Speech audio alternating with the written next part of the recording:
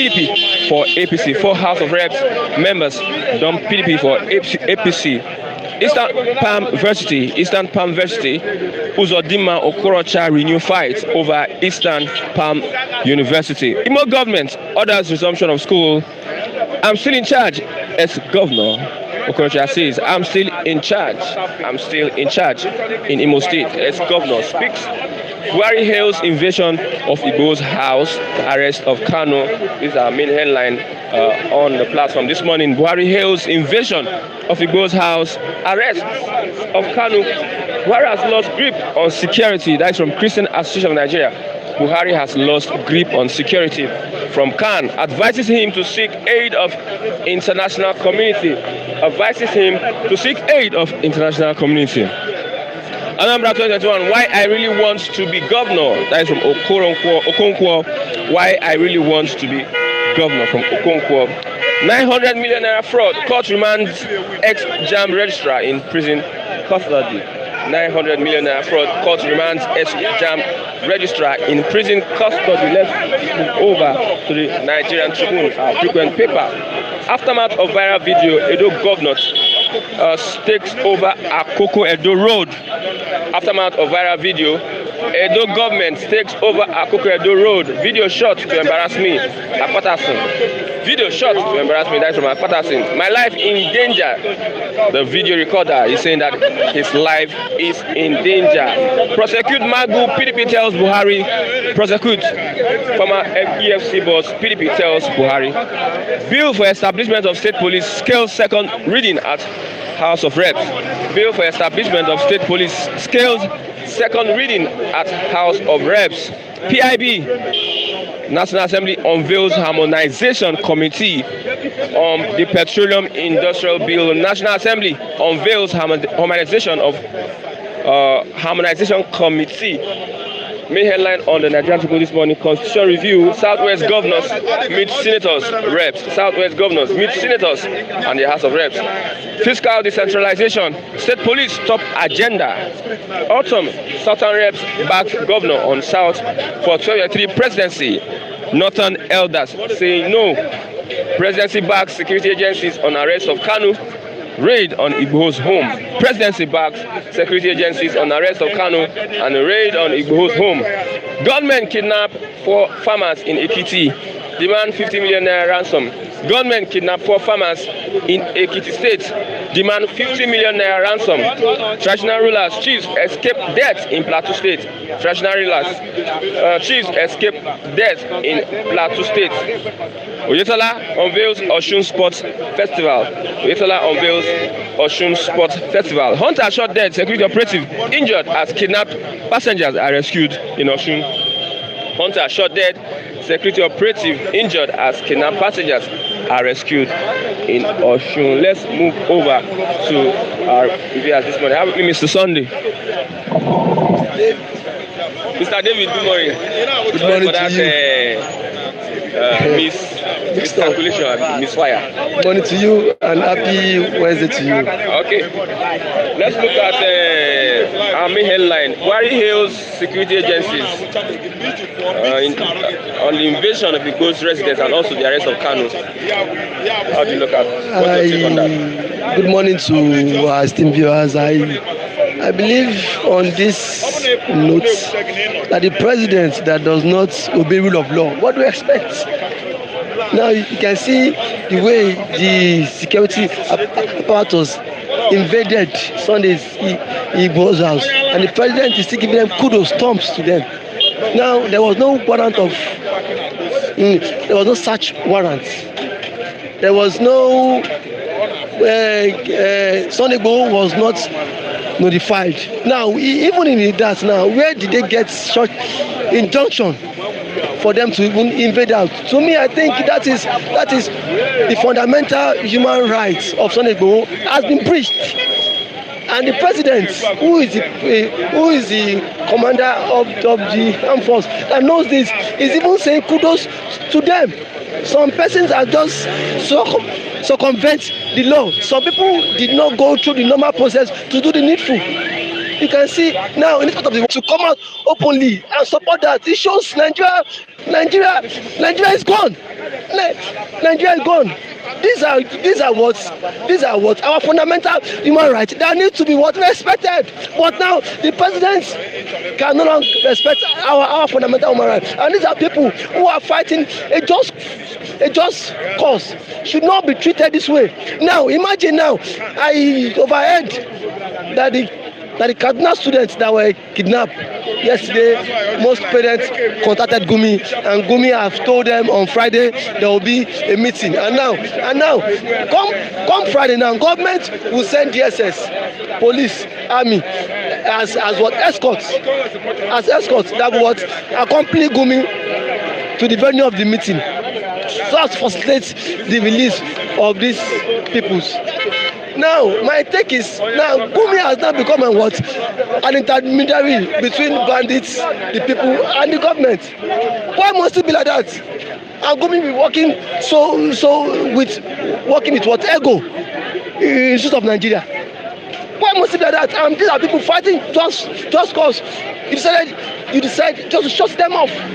Now you come up and say DSS did a very good job by what invading into someone's house without any warrant of arrest or search warrant. Nigeria is a zoo. Yes, that is it, because see, that is how lawless countries operate. That is how lawless countries operate. In a standard, in a sane environment, you know how things are done properly, orderly. But now the president, who is also a zoo, the president who is also leading a zoo country, is now giving kudos to them. I think Buhari or whatever his name is has lost it all. He has lost it all because he think where people call him tyrant. Now see, it shows Buhari is more of tyrant. He's a tyrant because someone that doesn't obey the rule of law. What is he? He is a tyrant. Now he wants to silence IGBOHO. He wants to silence NNAMDI KANU. The way, as in ever since he has assumed office, what has he even done that people will not even agitate for good governance? He has not done anything. The southern part of the country has been shut out. We are not part of this government. The southern part of the country are not part of this government. Every appointment you see today are majority from the north. And now you are saying people not to cry out. Now let me give you a scenario. When Jonathan was in power, there was not much of this agitation. It was, though, see, people were still agitating, but see, their voice wasn't as loud as this. Sunday Igboho was there, but see, nobody even thought about Yoruba nation. Nobody was thinking of Biafra because now everybody was represented in that government. And then again, and then Nigerians can at least feed to the square me. But now, let's just fast track it. 2015, versus now. Nigerians, you can see the way Buhari has flung Nigeria into mess. And now he's now coming out to justify the raid on Sunday Igboho's house. What do we expect? But Nigeria is gone. Nigeria is totally gone. They have okayed a bill for state police. Will state police handle all these illegal raiding, or would they cop the SSCs of the police? It will not. See, Mr. Peter, I believe on this. We don't. It is when you have a country, that is when you were talking about the state police. Nigeria is gone. It is not about state police. State police will not cure this issue of raiding it. Now, the federal government still controls every security apparatus, even if the state police will be created tomorrow. Or perhaps, see, security, they say, is on what exclusive list. It belongs to the federal government alone. So there's nothing. The governor will just have only a few minimal power. And I believe that will not solve this issue on ground. The issue on ground it has moved beyond state police. Let every region go their separate ways. That is the only option. Every day we come out here to talk about state police kidnapping. Okay, now, yesterday or day before yesterday, students were kidnapped in Kaduna. Now, who will facilitate the release of those students? Government has kept mute. Now the parents have reached out to Gumi, and Gumi has promised to meet with the bandits come Friday. Now, if Gumi knows where the bandits are, what stops the federal government from what arresting Gumi? What stops the federal government from sending soldiers to kill them off or to flush them? Since Gumi knows them. Now see, you crush activists. Now you want to crush Sunday IGBOHO, you want to crush NNAMDI KANU, and you are giving Gumi a leverage and an enabling environment just to thrive on and commit crime. Because now Gumi, I think for every transactions Gumi is being paid. For every transaction he does. Yeah, sure. He say, I'm sure. You know, collect money. Now free, they used to release them. Now free. Or I start to be corrected here today. I said, on every transaction Gumi does, just to facilitate any release, Gumi is being paid either by the federal government or by the parents of the adopted students. That is why Gumi is putting effort. That yes, government, because now why would Gumi tell us that see now federal government should empower bandits, federal government should open what our treasury account and give money to bandits before killing can stop? Is he not advocating for his own pocket money too? He is. So what are we saying? Because if the governor of Kaduna State can come out openly and say that bandits are not criminals, that what bandits are just businessmen, what do we expect Gumi to say? Yes, that is why Gumi is putting more effort to make sure that his business thrives every now and then. That is it. It's a very lucrative business, a very lucrative one. Go to Kaduna State, kidnap 20 students. Now, parents, how much can you afford? Governors, how much can you afford? At least 500 million. Oh yeah, Gumi take. Good cash. Without no stress. And now, must we continue like this? The money that is meant to always develop the state is now being paid for ransom. Do you know how much has been paid for ransom in this country? How much state governors, how much federal government have paid to this stupid, yes, in cash, idiot people? Caught bandits just because of Buhari does not want to teach them in the language they would understand. But see, one, he can treat the Igbos in the language they understand. You can see how self-centered Mr. President is. The United Kingdom is going to sit on NNAMDI KANU's case today.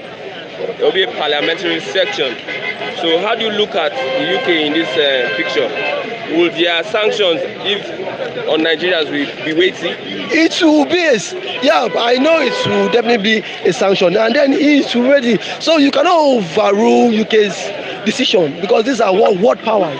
And I believe now their sanction, whatever sanction they will place on Nigeria to be, it should be a heavy sanction that will really cripple the economy.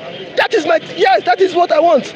Yes, hunger, we know they die, no be to know they die, so they don't be kill us again. Yes, share today, after day like this God self, I don't die, so health-wise, Naija. So see, I believe whatever sanction you see, I want to appeal to the UK Parliament, whatever they want to deliberate today, whatever sanction they want to give to Nigeria, it should be a heavy sanction that will cripple the economy, that will so that Buhari and his cronies would just think, because you cannot always go most and bend the law. So whatever sanctions that will be given them should be heavy. Thank you very much, Mr. David. Okay. I'm going to. Okay, I have Mr. Samuel. Good morning, viewers at home. Good morning, everybody. I don't know what question I'll ask you this morning, but I want to say, Buhari hails the activities of the DSS on NNAMDI KANU and Sunday IGBOHO. What's your take? Yeah, that is the character of a northern president. He will hail them because the reaction was against the south, the southeast, and the southwest. then he will clap for Gumi and the kidnap. Buhari was part of those who said the Jonathan administration were killing the North for fighting Boko Haram. So Buhari openly and secretly has been standing for Sharia, as well as the Boko Haram believe. Openly, he said it now that they will fight and push for the cause of Sharia. In this country, it's online. It's in public domain. We are not saying anything he has never said. So openly, he has shown his love for the activities of Sharia, directly or indirectly, the Boko Haram, openly.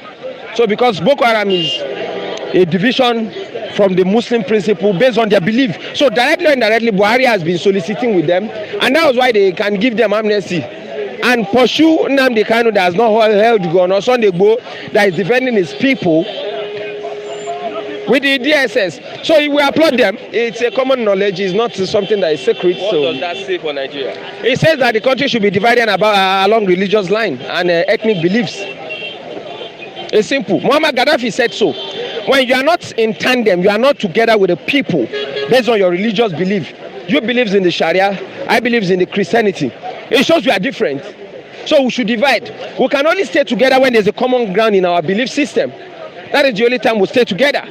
So Muammar Gaddafi was correct when he said the country should be divided along religious lines. So forget those who talk about one Nigeria without looking about the entity that takes us together. What divides us is more than what unites us. I'm saying it publicly. So it's irrespective of anybody's opinion. I'm entitled to mine. And in consideration of Nigeria and the committee of nations that have divided along those lines, they're living better. Okay, as a prophet in politics, that's what I want to call it, as a prophet in politics, let's look at the UK's deliberation on the abduction issue from NNAMDI KANU's case. What would be the outcome? No, the Kenyan government does not exist as a country in isolation. You exist as a country that have laws in the international community. There's what is called international diplomacy and international law. If you have to follow that in totality and looking at what transpired between Kenya and Nigeria, they've never followed any of those treaties. And the Kenyan Repatriational Act of the Commonwealth of Kenya states category the conditions to be fulfilled. You can listen to international analysts and international lawyers. There are conditions to be fulfilled, and those conditions are not something you can do in one korokwe or inside a bus. There are international standards that it will come out in public. It's not secretive. So you see people, in Nigeria, people coming to push a point, even when they know that their point is not in cognizance and practice with international standard. Some people say rubbish, knowing fully well that what they say is rubbish. And they will not tell you that they have an opinion to say rubbish, which they are entitled to. So in the saying of those rubbish, I pray that it also happen to them so that their rubbish stand cannot be, we can situate their rubbish in the consonant of what has happened to them also. So international global practice, Nigeria messed up, Kenya messed up. International law, diplomacy, Nigeria messed up, Kenya messed up. You see UK sanctioning Nigeria? It's possible. No country has ever taken Nigeria serious before now. It's not a matter of sanction, it's a matter of common sense. So it's possible, it's clear. If in the process of extraditing Oshpopi, there were procedures of follow. Was it secret? Did Oshpopi just land US? No. Right from when they picked him up in Dubai, the pictures were flooded the internet. So there are extradition of countries cut across the world. It's not secret. You don't do some of these things, most of these things in secret. It's not a kangaroo approach. It's not online like Nigeria that will just wake up and DSS will arrest in the night. There's no law that gives DSS power to arrest in the night. I'm quoting Falana. No law. It's an illegal act. No law. Irrespective of the operation, sting operation. There's nothing like sting operation. It's just a terminology that is used out of context without a global practice. It isn't that Nigeria bring now black man bring DSS into operation. We are not the foundational creator of anything we want to start quoting professional expertise about. Secret Service in the US have template of operation. So Nigeria copied everything, both our democratic system, our policing system from a country. So when you hear the DSS operated in the midnight, there is no law in the world, as long as I have read. We can subject it and open debates with the director or whoever is in the DSS. That you are not in government does not mean you have not traveled and have exposition or have facts than those in government. I've said it openly again. There is no law as stipulated in Nigerian constitution that backs operation of the police to arrest in the midnight, to go to a house. Now, differentiate the argument, because people are always clever by half. The police can interfere on an atrocity in motion, maybe a robbery in the night. You know, Nigerians are always clever by half, by modeling up point to satisfy their greedy, parochial, selfish, and political paid interests. It's okay. But in terms of invasion of a warrant that demands a warrant, or an invitation of a person residing within a particular geographic location, there is no law as stipulated in Nigerian Constitution, I'm quoting Falana, that says the DSS. Now, why didn't the DSS go and pick Gumi? The Gumi said that the security apparatus of the state, army, police, sell guns to bandits, aid banditry. So the DSS cannot have intelligence because Gumi is from some part of country that are first-class citizens and can say anything and get away with it. Now, the clever by half people that are always pushing for the government when they have no points, not following standard practice, will not fault that statement and counter it. They will rather keep quiet, because the system of the Nigerian structure is based on hypocrisy and greed. So, and that's the major problem. Not because these people don't know the truth, but because the system favors their political benefactors and the people that paid them. And you see people that have been bastardized as a result of poverty, illiteracy and ignorance, ethnicity, religious and parochial interests will now come up and push one argument at one time. They will not be constant with that same argument. Then on the other hand, they will go for another argument at the other time. It is a pity that we find ourselves in a country that is structured to destroy it and is failing by the passing by of each day. And total burial is what Nigeria will need. Would you want to talk about the state police passed by the... The state police bill can be passed by those jobless House of Rep members who collect 30 million naira. It is now they break for them after how many years of agitation of state police. But the question is, the cabal that sits in the north that have refused to assent more than 200 bills, will he assent to the state police? That's the question. Somebody that did not assent, Buhari did not assent 200 bills. So when you do the jamboree, because I call it the political jamboree, and you pass what is not even the constitution of what comprises of the jamboree they want to pass, which I've really not sat down. I know that is a cosmetic approach. The Buhari administration will not pass those bills.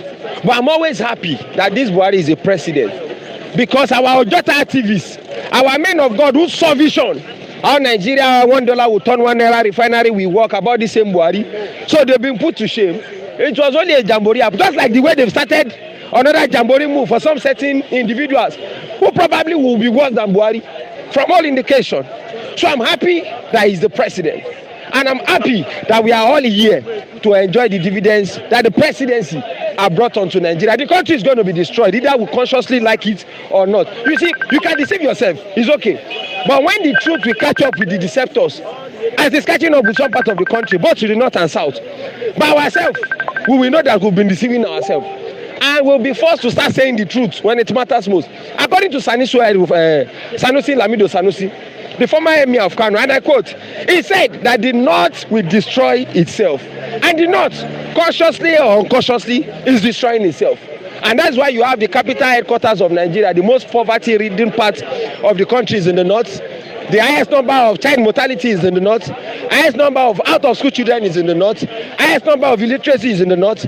Highest number of poverty is in the north. The highest numbers of beggars is in the north. Yet the north has produced about 72% of all those who have occupied the federal ministries and the presidency from 1960 to today.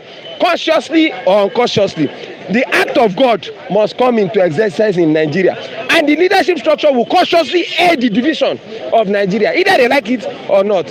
Prior to this time, the North Central used to support the upper north in most decisions. What do we see? There is another alignment within the North Central, and even some part of the Northwest.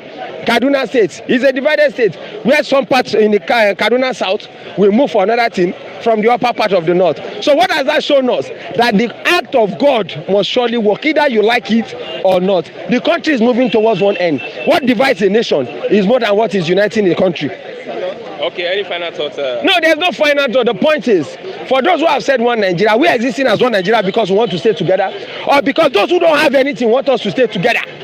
For all countries of the world where they tell you one country, The parts who don't always have anything always fight for the unification of the country. Not because of the love of staying together as a unified nation. You can go and read history. I push it as an assignment for those who want to make research. Of all divided nations of the world, from Singapore to Malaysia, from North Korea to South Korea, from Pakistan to Japan, you can come back to South Sudan and North Sudan. So the part that is always clamoring for unity, they don't always have anything to offer.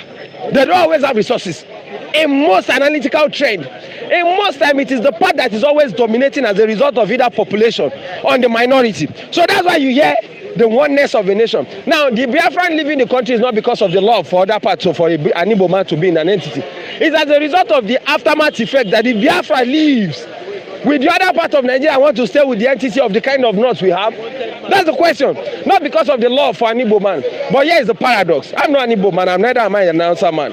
We will always say the truth irrespective of where we come from. The energy that has been put into the system to pursue NNAMDI KANU that I have not seen with ammunition should also be put into the system to bring down Shekau and terrorist organization. But the North will pamper their own and fight for amnesty.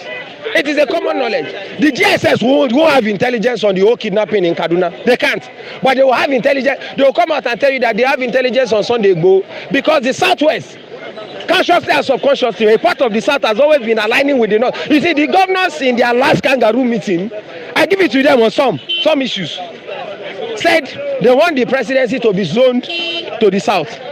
In 2014, so history is, there's difference between truth and facts. Fact will give you statistical inferences to back up a truth. The statement can be truthful but without a fact based on statistical inferences to back up. It was the North that was clamoring for presidency in 2014. A part of this betraying South. The problem of Nigeria started majorly with the South. I have to be factual about that. Aligned to give the North a majority, which has always been the permutation of what has been happening from 1960 down. Now, in the case where the South, so-called hypocritical governors, went and they are debating for the presidency to become to South, which part of the North have aligned to also show a replica of what has transpired in 2014. So you see a people whose hypocritical and double standard tendencies have always been pitched along greed and ethnicity. It's not about where the presidency goes. The most important thing is the key restructuring agenda is what I want these hypocritical governors to be pushing, because the presidency is about Oshibajo, not a member of the presidential cabinet. How has that solved the killing in Southwest? How have that solved the invasion of Sodebo? How have that solved the Fulani men from bombarding the people in Ondo, Ekiti, Ogun State? Some residents of Ogun State moved and they are staying in Benin Republic, so that the presidency was Obasanjo not a president, was Jonathan from the South not a president. Does that translate to the development of the oil-rich region? So to hell with whoever have this permutation of a southern president, because most of them go there to become a figurehead by the northern cabals that always push them there. So it's a clear fact. Based on that, in as much as I know that there should be a rotational presidency, if it is not legalized in the constitution, this set of governors should go and sit down. But I give it to them in the area of open grazing. No logical country in the world does open grazing anyway. Go and ranch is a personal business. India has about 305 million cattle. Has the highest numbers of milk production, the highest numbers of meat. They don't do open grazing. Nigeria is not among the top. After India, I think it's Brazil, 272 million cows. So where is Nigeria among the top 20 list? So there is an agenda which is becoming more open. And God has done it so well that those who are aligned to bring this monster should do everything within their possible best to cage the monster we have in the name of governance.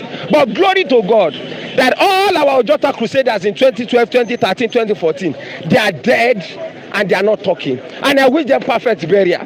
Since Ojota now cannot spearhead most of them, whose hypocrisy, double standard, ethnicity, religious, poverty, and the mental philosophy that have been used for political selfish interests. That is why I encourage most people to leave the country, because death is in two faces. And the Nigerian youth have been experiencing this death in various phases. So until you go to a climb that can give you a better life, a better atmosphere to thrive, you are only a living man walking like a living corpse in this part of the world. Death is in different phases in Nigeria. Thank you. Thank you very much, Mr. Samuel. Wonderful, Mr. Samuel. I have Mr. Chigozie with me here this morning. Mr. Chigozie, good morning. Okay. Yeah, good morning. Yeah, I want to correct an impression. You see, Gumi made an assertion, a public assertion, that the federal government he has the backing of the federal government in the mediation is undertaking. So, and the federal government have not come publicly to debunk that allegation. So, by implication, he is standing in gap for the federal government. Whatever Gumi is saying, or whatever negotiation that is going on, or whatever is mediating, the recommendation and approval is acting in the capacity of the federal government. So that is period. Let's look at UK's deliberation on NNAMDI KANU's case. What would you, as a Biafran, as an Igboman, expect from that parliamentary deliberation? Yes, the world is becoming a more or less a global village. So whatever happens at a point affects the entire other side or the entire region. So, and not in this 21st century, we cannot watch such level of dehumanizing and very excruciating, devastating and psychological torture to be tolerated. It's an infringement of people's rights of movement, right of expression, and of course, right of self-determination, which is not a criminal offense. It is enshrined within the Constitution, even the UN Charter, that you have the right of expression. You have the right to choose who or to distance yourself from any association you deem necessary. So that right will never be threatened or jeopardized. So anywhere you see that happening in the world, every other region of the world should rise against it, because it's injustice against humanity. This is about humanity, it's not about NNAMDI KANU. So every lover of peace, every promoter of democracy should rise against this heinous crime. And of course, this should be the culprit should be brought to book to serve as a deterrent to other countries or presidents who might want to indulge in such acts in the future, because that poses a threat. For instance, Kenya is one of the tourist centers, regions. So it poses a threat to the tourists, to tourist world. If people will not have confidence in the government of Kenya, it means it also affects their economic earnings, which of course they generate through tourism. If people can no longer feel safe, I mean, embarking on tourism in Africa, it means Africans will be cheating on themselves. So I look forward to seeing a situation where there will be a unanimous decision, a voice in favor of justice, in favor of fairness and equity from the UN, United UK parliamentarians or Congress or whatever they call them. So it is much anticipated at this time. So it is not just about Africa, it affects, it could be anyone else, because you can no longer have confidence that you are traveling to Nigeria without being adopted. Probably you might be paid and taken to a non-decision. This is just an extraordinary rendition. You see, it has never happened, and now it has cropped up. The world should address it with all the powers at their disposal. Would you see justice as when NNAMDI KANU is convicted? Do you see that as justice? Well, I think the court proceedings should be allowed to take its course.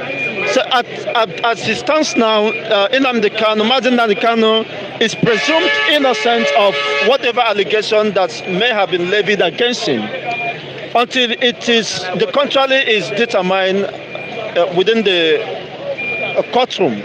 So as now NNAMDI KANU is innocent, is presumed innocent by Nigerian constitution. So whatever media noise they are making is just to nail a dog a bad name in order to killed the dog. So even in the previous count charges against him, the government was not able to come up with substantial evidence. That's why they have to linger it for over a period of 2 years. He was in detention. He was just awaiting trial. Why? Because the government could not substantiate their claims and allegations. So it's more or less it has no factual basis. So I see that whatever the government might intend to frustrate the judicial process so that they can deceive the gullible ones. But the world is watching. Many international communities are interested in this case, and we look forward to a new way forward. Okay, Buhari hails the invasion of IGBOHO's house and arrest of KANU. I want you to respond to that topic. Yes, when you talk of Buhari, what comes to your mind? A tyrant personality, a religious and political bigot, somebody who has no respect or regards for the rule of law. As I cited, during NNAMDI KANU was detained 2015 to 2017, over 2 years. There are several court injunctions given for the bail of NNAMDI or release of NNAMDI KANU, which the federal government or the executive turned them down on several occasions. So I know he will celebrate because that is the part of his build-up terrorism. It's anarchy. Tyrant is quite unfortunate. Look at, I know, of course, the DSS will later or sooner regret the action. If it is in a sense society where you have confidence in the judicial process, I think Mr. Sunday Igboho should seek for damages, for legal redress, and he should be heavily compensated. Not even talking about the number of casualties that was recorded. You see, as a result of wickedness, as a result of the state we are in. How could you raid such somebody's house at that ungodly hour? Who knows if they are paid assassins under the disguise of DSS?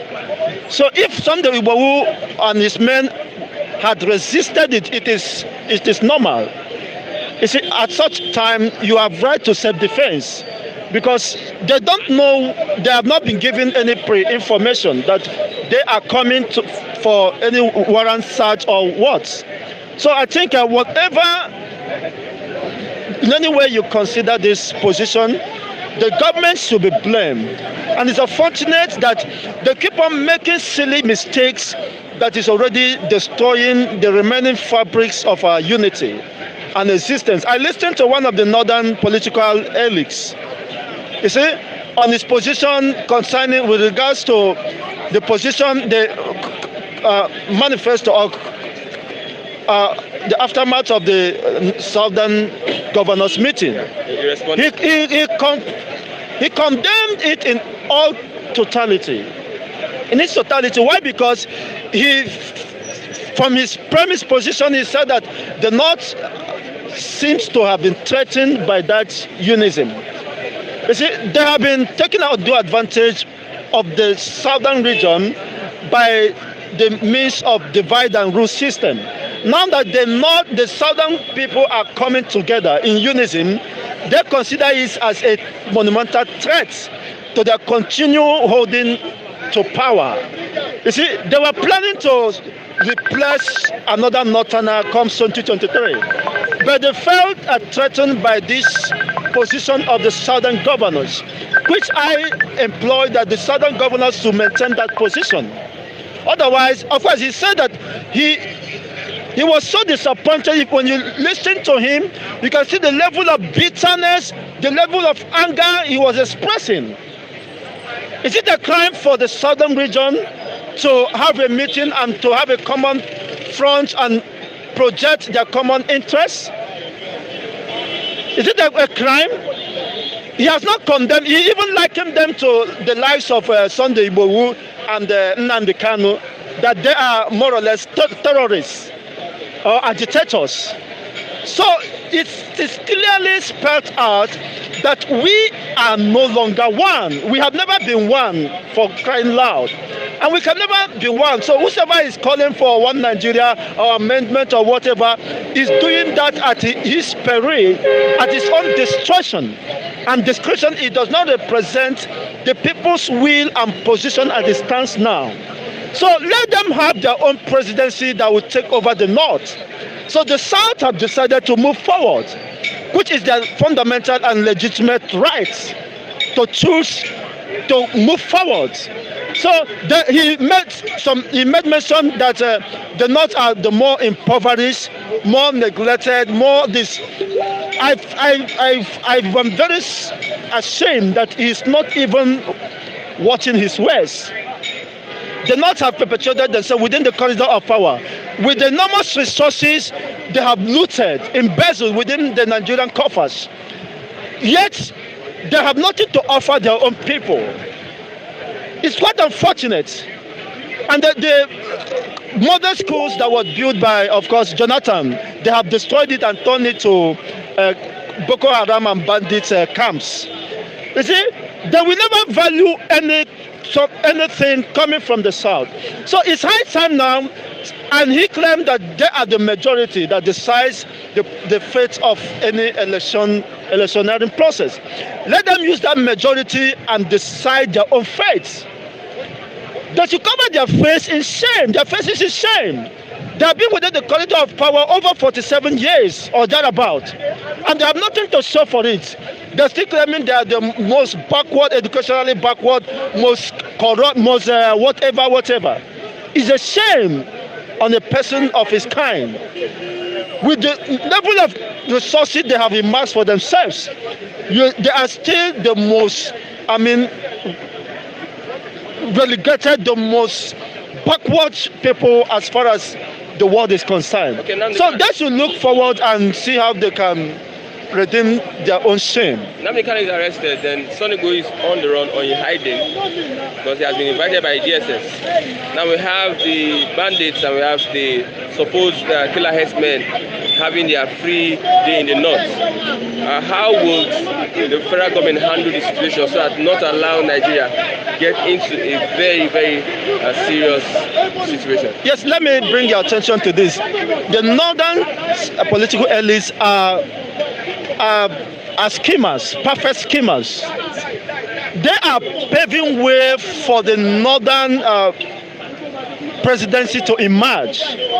So, having looked ahead of time, they want to cripple any voice from the South. That's why, at all costs, they of course have to extradite or adopt NNAMDI KANU as a leading voice from the South. Also, Sunday Igboho as a leading voice, they want to cripple and silence those people. Because once they presume that once these people that are outspoken are silenced, who has the majority of the people as their followers, other people will go into hiding. But I think they made the greatest mistake. It is not, we still have over millions of Sunday Igboho alive who have not manifested. We still have hundreds of millions of NNAMDI KANU who are still, very much around. So I think they got it wrong in their calculation. In a bid to perpetuate themselves within the corridor of power, the present administration is paving way for another Fulani caliphate to take over the leadership of this country. You see, and which will be vehemently resisted by the people of the South. Thank God that, of course, both including the Southerners and the political elites from the South are now coming up, living up to the consciousness of the realities that we can no longer be divided and be do advantage, taking over our inability to unite and have a common front. Now that the Southerners are now having a formidable common front, the Northerners are jittering. They are no longer at peace. You will see meeting upon meeting to see how they can infiltrate the governors and probably exchange billions of dollars in order to destabilize that position, but which I know that at this time the governors should place the safety of their people. Look at, he was even in support of the grazing fields or routes in this 21st century. We have expanse of lands lying fallow at the north.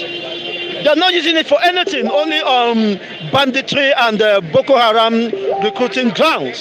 That should turn those regions, those arable lands to, ranching, so that they can find a way of cushioning the effects of these unrest within the south.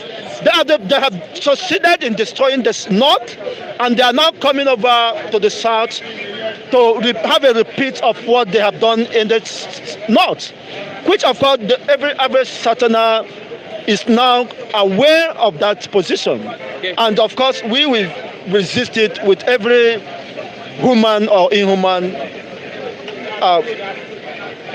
opportunity or whatever is at our disposal. So it is certain that Nigeria is no more. I have maintained this position, and recent events attest to that. We can no longer live in denial. That you as a Southerner cannot expect to get fair justice or justice within our judicial system.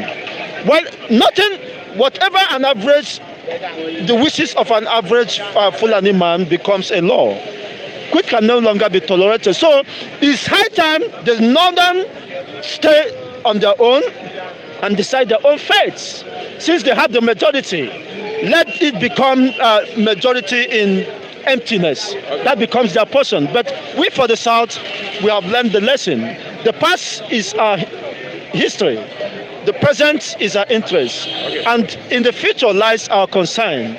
We are united at this time, and we are moving all the energies within our disposal to make sure that we redeem and safeguard our own region, our own people, and create enabling environment that will foster ingenuity and prosperity for our own people. So the issue of the North should stay clear out of this. And that is the way forward. Thank you very much. Otherwise, Biafra and the Dudua nation is here. Thank you very much, Mr. Chigozie. I have Mr. Lucky. Good morning. I'm not Lucky. I'm Matthew. Mr. Matthew, sorry. Okay. This nomenclature thing.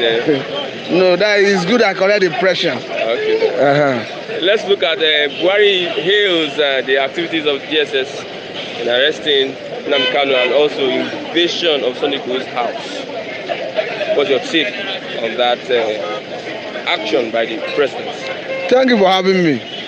My take is, if from what the president is saying, that the way and manner that the KANU was arrested is the best approach globally, the best word practice, why are they shielding it in secrecy?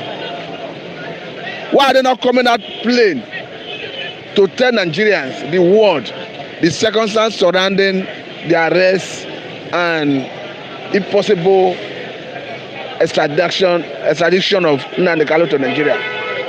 Because all indication points to the fact that he was abducted. Ordinarily, in this 21st century, somebody who came into Kenya, as we are meant to understand, with a British passport, if you needed to have dealings with him, the right thing to do was for the Kenya government to reach out to the British embassy in Kenya. If for any reason you are talking about anything about extradition, you argue it there in Kenya. But in such a way, even the British government is not aware that the man, their citizen, was abducted in Kenya. For what I can understand, the British Parliament is deliberating the issue today about the role played by Kenya government, the circumstances surrounding the extradition, whether it was within the KANU consent or not. So let us, because UK is ahead of Nigeria in terms of everything. So they have the technology. Let us see what will come out of that, their parliament deliberation. But from what I can understand, if Nigerian government did the right thing, they would have make it known to the world how the man was intercepted, how he was, if they argued the extradition, where they argued, how they argued, and all that. Okay, looking at all this, okay. They're looking at the invasion of Sunday Igboho's residence. I think it is a show of shame on the part of Nigerian DSS. Because how can you tell, you are telling the world that you invaded Sunday Igboho's house, and you are bold enough to say you killed 2. All the allegation of gun running, that they recover some arms and ammunition, who will testify whether they are correct or not? How true is it? How do we believe that actually those arms and ammunition were recovered from Sunday Igboho's residence?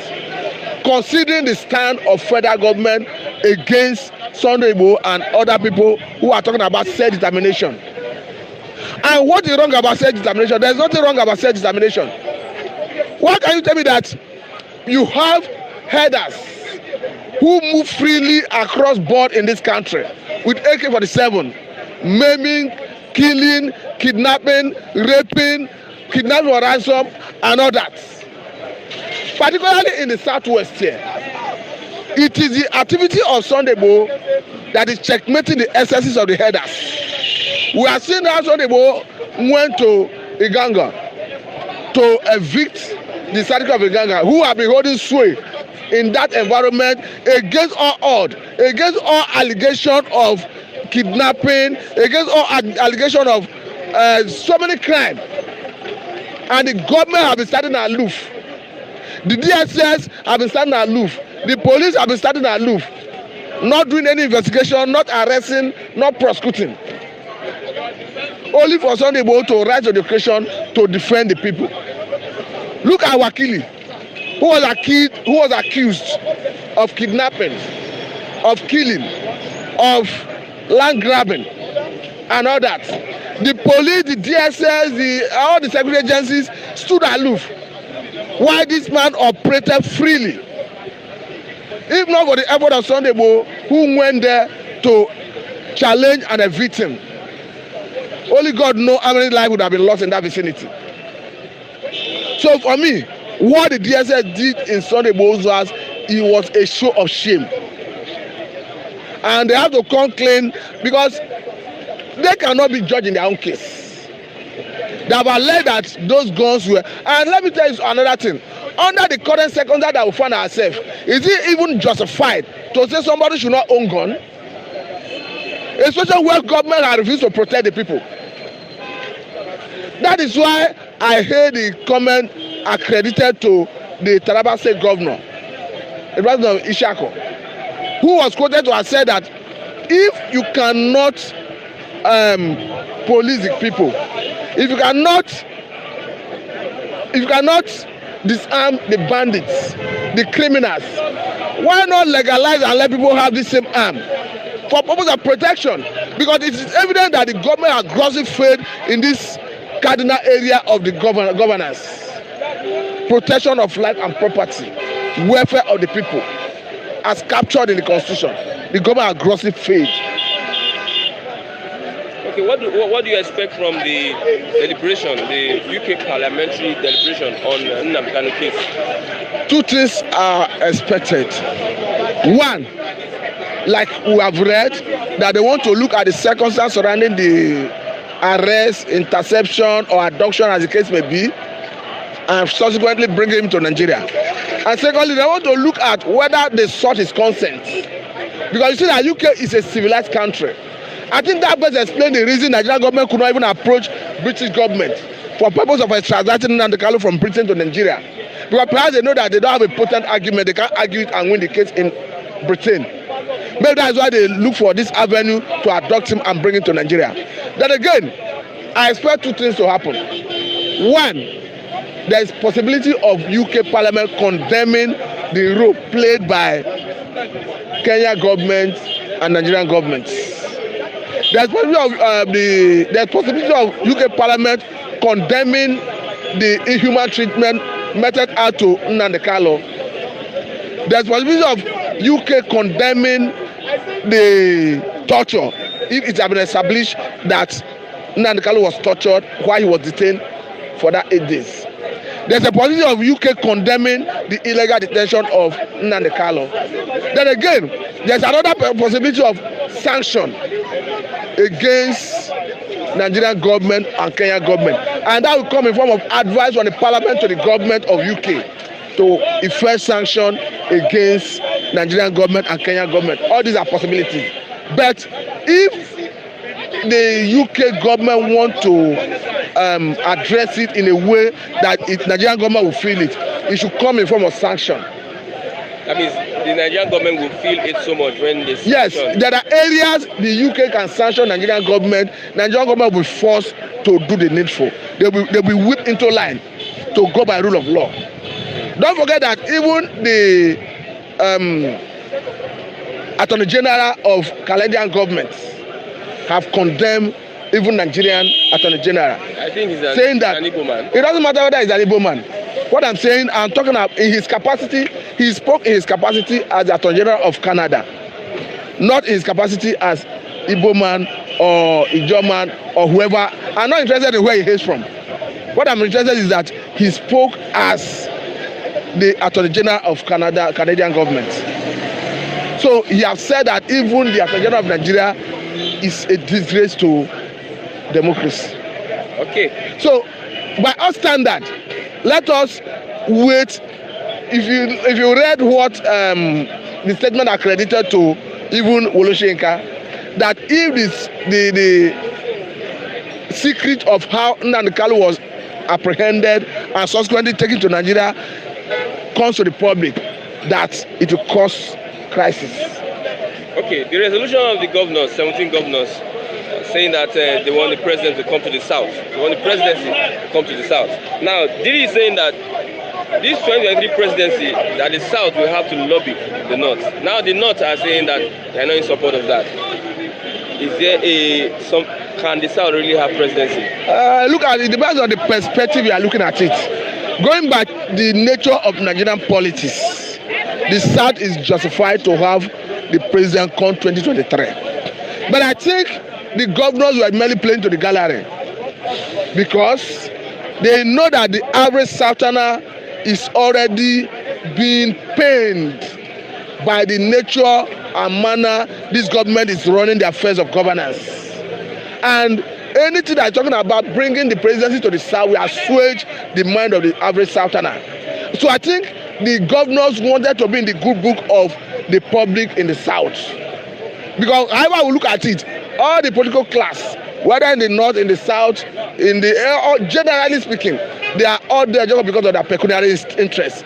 But that notwithstanding, it is justified for the presidency or the president to come to the south come 2023. Because by our standard, this issue of Mr. President, each time he makes appointments that is lopsided in nature, he's always quick to say it is based on competence. Is he telling us that in the north you have more competent personalities in the north than in the south? Which is obviously not true. So Mr. President is deliberately doing what he's doing because of who he is. And from what I can understand, Mr. President can never change. He has that bigotry, ethnic bigotry in him. It's part of him, he can't change. We need, if for any reason you want Nigeria to continue to stay together as one entity, there must be fairness, equity, and justice. And this is lacking in this present government. Until you do that, this issue of complaint will always come up. A situation where people are being killed, people are being kidnapped, and you have a particular ethnic group that is at the background of this crisis, and the government is not addressing it. How do you want other people to feel about it? Only for the government to use the speed of light to go against Nnamdi Kanu, use the same speed of light to go against IGBOHO, and here we have over 200 something persons in captivity of bandits in Kaduna, in Kebbi, and in Niger states. As we speak, they have not been rescued. And the same Kaduna state, the governor of Kaduna state that was quoted to have said that when they kidnapped students the other time, that they were ready to bomb the bandits even if it means killing some of the students. But before they could do it, the bandits changed location.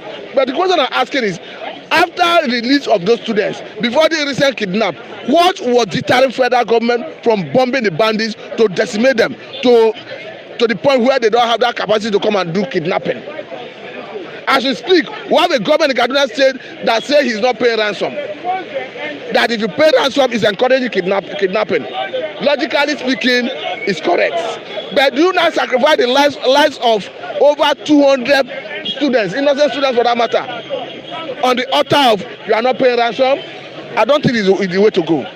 The way to go is, if you know you don't have what it takes to protect the people, pay ransom and release those innocent people. Then thereafter, go about your kinetic approach.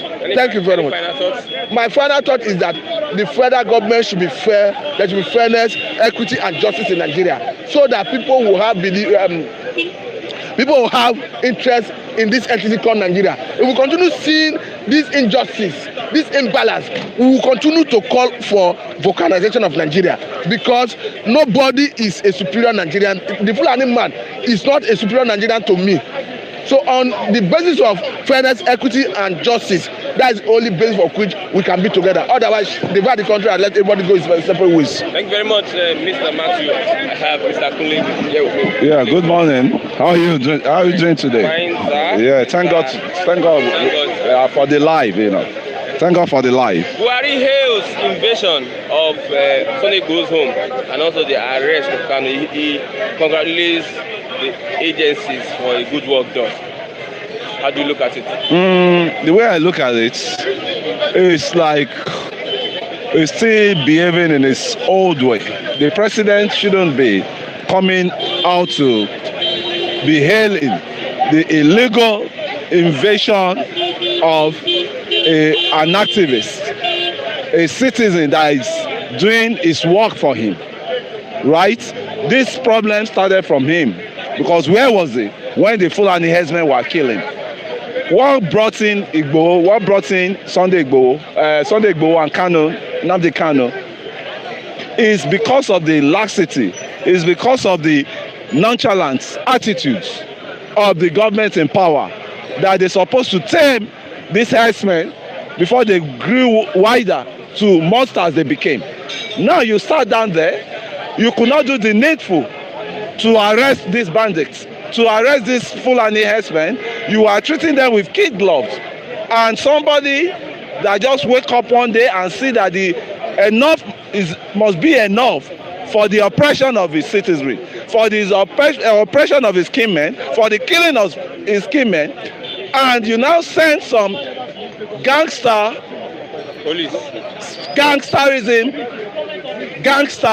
police under, you call them secret police, but I'll call them gangster, to go and carry out illegal action against a guy that is just protesting for his right. He has never killed.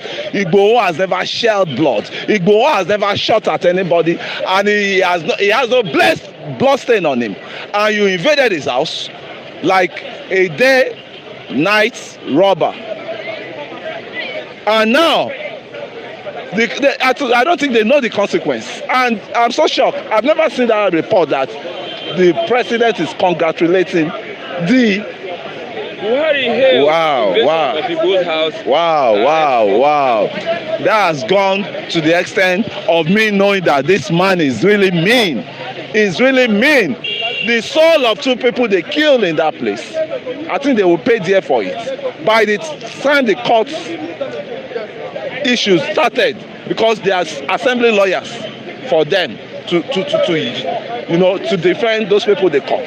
You see, the problem in this, a lot of people have been silent secretly, that people don't even know their whereabouts again, because of all these secret police you said you have. And they are hatchet men. And what is there is, they forget that the blood of innocent they kill, we always run after them. That is if they know that. And I pray for this Mr. President on seat now, that he should tread softly. Because what you do today, you will face the account tomorrow. Either you are 70 years old, the ICC court doesn't limit age barrier to sentence criminals, war criminals, genocide criminals to prison. You could see what happened to al-Bashir, the al-Bashir of Sudan. You could see what is happening to the Egypt. You could see what is happening to the guy that murdered Thomas Sankara of Guinea. The guy became a president some years after Thomas Sankara died, and they just picked him up not too long. So I don't think these people know the consequence of what they are doing. The whole world is watching. The ICC is watching. And 2 years down the drain now, you will face the consequence of what you are doing now. You will be forced to fish out those secret police that has been killing and mining and slaughtering people all around. I was told that one of the guy was slaughtered, was butchered. Wow. And these guys have kids. They have blood in them. Nobody attacked them. You came, you invaded somebody's house, and for self-defense, they have to find their way. How? You killed. You enter. You kill. You kill. 2 people. One was shot at the long range, and the other one, the bullet could not penetrate, and you decided to butcher. Why are we so different to Afghanistan this time around? Why are we? Tell me how we are different to Afghanistan, how we're different to Iraq, how we're different to what's this country called? Pakistan. You know, terrorist country. And we you know what they're saying now? We have the second most dreaded terrorist in this country. So what we are up to now, I don't know. And the way forward, thank God the southern governors are talking now. That before you come to arrest anybody in my domain, you have to report to me. You can't just come into any state and start killing and report back to Abuja, flew back to Abuja. Because you said the governors are the chief security of the state. Thank God those governors are just waking up, the southern governors especially. Thank God they're just waking up from the slumber, because they know that if you don't get this thing arrested now, it will backfire on them. It will backfire on their heads. You know, they say one beating strike shy. They witness the answers and they know what really happened. And this time around, they may not escape it. So they have to wake up from the slumber that these people, they are human, and they are the ones that gave us the power to be where we are today. They voted for us en masse, and we should not abandon them. So one thing I still just need for them is an apology. All the southern governors should render an apology, because I'm in the south, to the masses that they've abandoned for long. I was so impressed of their resolution yesterday that in no circumstances should any security from Abuja invade their state and arrest people anyhow. Where is it? Oh, wow, this is a messed up country. I don't know what to say. I'm just so tired. I'm just so sick of this country. The best bet now, the election that is coming, we should not waste our time. Let us go on referendum. Would the elite allow? They have to. The elites are talking now. Thank God. The Afenifere are talking. The Pandit are talking. The Ohanize are talking. Everybody are on same page now. Let us go our different way, because this country cannot hold. The way I'm saying things now, the presidency, 2023 presidency is already brewing crisis already. According to, you could see that immediately the southern governor ended their meeting. The northern governor, they had their own the next day. And they came out with resolution that if you want us to give you presidency, what is our safety from the southern president? How are we going to be secured? So it's very dicey, and they are bringing the population How are they going strength. Secured? Yes. You have a northern president. Are they still secured? They are not safe. That's what is baffling me. I'm even thank God you are asking me that too. And the problem now is they are bringing in the strength of the population they have, voting populations. And that is why I said the best bets. I don't know who is afraid of this population census in this country. We need to be counted and recounted all over to know who we are, so that underage voters that is rampant in some section of the country, we all know. that are underage, 14 years old vote, 13 years old, they bring them out, they vote. So we'll be able to, so if you don't follow all this process, there is no how there will be peace. And there is no how there will be a president that will be accepted by all. So the way things are now is towards 2023, there is a crisis building up now as we're talking now between the north and the south. And the northerners know they will have to relinquish power, but they don't want to relinquish that power anyhow. They want to give conditions. We never give conditions. When we voted Buhari, I voted him. I'm still saying it, and I'm regretting. I'm seriously regretting. I think I have to apologize. I'm regretting seriously for this man, this same man. Nevertheless, the country has been shattered by the previous administration. Likewise, I see no difference in them. They are all bunch of same prostitute politicians. And that was what really angered me. That politician that does not have principle, that does not have ideology, that you keep jumping from one party to another. Now, as we are talking now, we are operating in one party state. Because all this, which PDP? PDP is dead. It's dead already. It's just to nail them on the coffin, to bury them. That's what is remaining. They've even let them off the oxygen gas. They are sustaining their life on now. So they are not life saving again. They are dead generally. That's why you could see mass influx of this same party, PDP, into the party everybody is rejecting now. That's APC. So I don't know what is happening in this country now.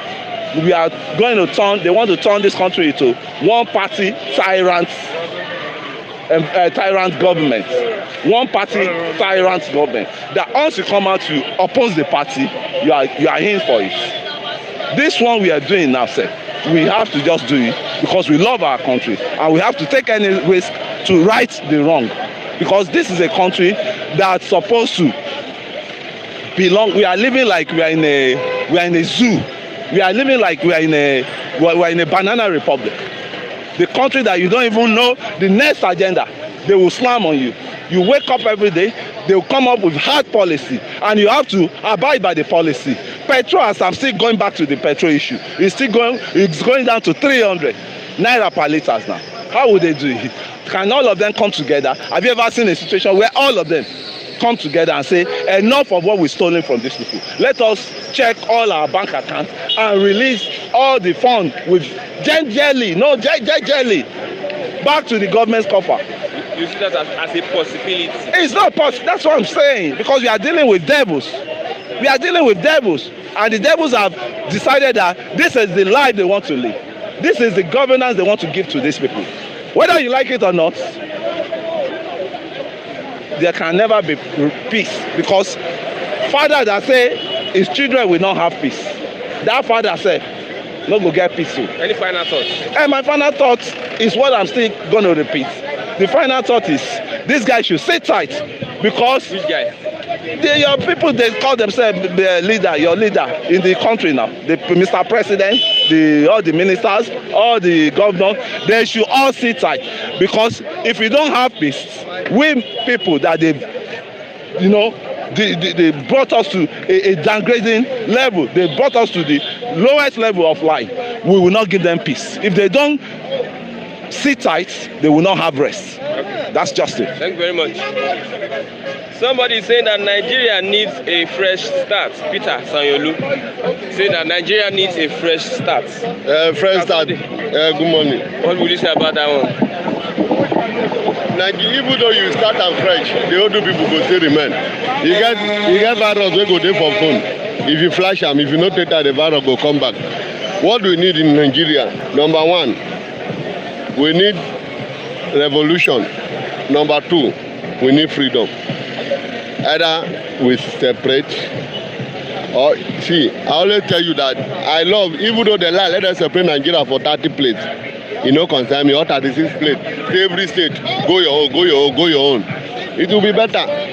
This one we are in our country. Look at now, innocent man, because they were just saying that we don't want Ifeanyi herdsmen to enter our community, come kill our brother. Buhari is hailing that DSS attacking, is as want to kill him. Because all of them have turned themselves to blood-sucking demons. Nigeria government, all of them in Azoro are turned themselves to blood-sucking demon. They are turned themselves to kidnapper. That's why the kidnappers said they went to Kenya to kidnap in the KANU. They arrested. Organa kidnap, the kidnapper leave, and now you they talk arrest. They kidnap, they see they kidnap. That's all of them. You go tell me that the Baptist school that they kidnap no children. The governor of Kanu State, or Kaduna State, is aware. Because he was bringing alarm that they want to kidnap the children in the school. They want to do this thing.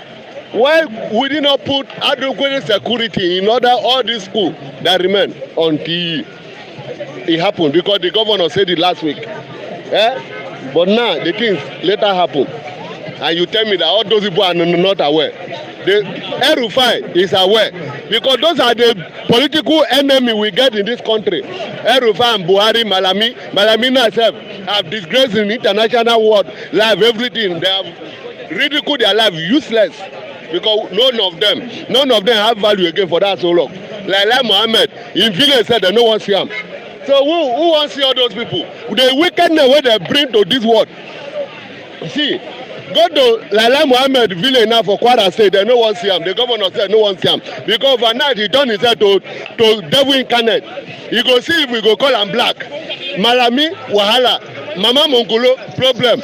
All those people that is inside the Aso Rock, they are the enemy of Nigeria we have now. No any enemy from anywhere. They are the cause of everything. You understand? They are the cause of everything. Look at herdsmen have been killing innocent people, killing people. Yesterday, a major was attacked and killed by the same herdsmen in Kaduna, Abuja Road, that Kachia Road. They attacked the man major with, okay, they kill him by herdsmen. And the military at Romasi, after what the military know how to do best is to go to east and shoot innocent people on the road. But their mates that carry the same gun that they carry are there killing innocent people, nowhere to find. My brother, no country, we no get country. This place where we dey animal kingdom. Animal kingdom, everybody free to do anything where they like. Nigeria is a zoo. That's why if you go to Google, ask a zoo. Now Nigeria they go show you. Because animal kingdom will remain animal kingdom.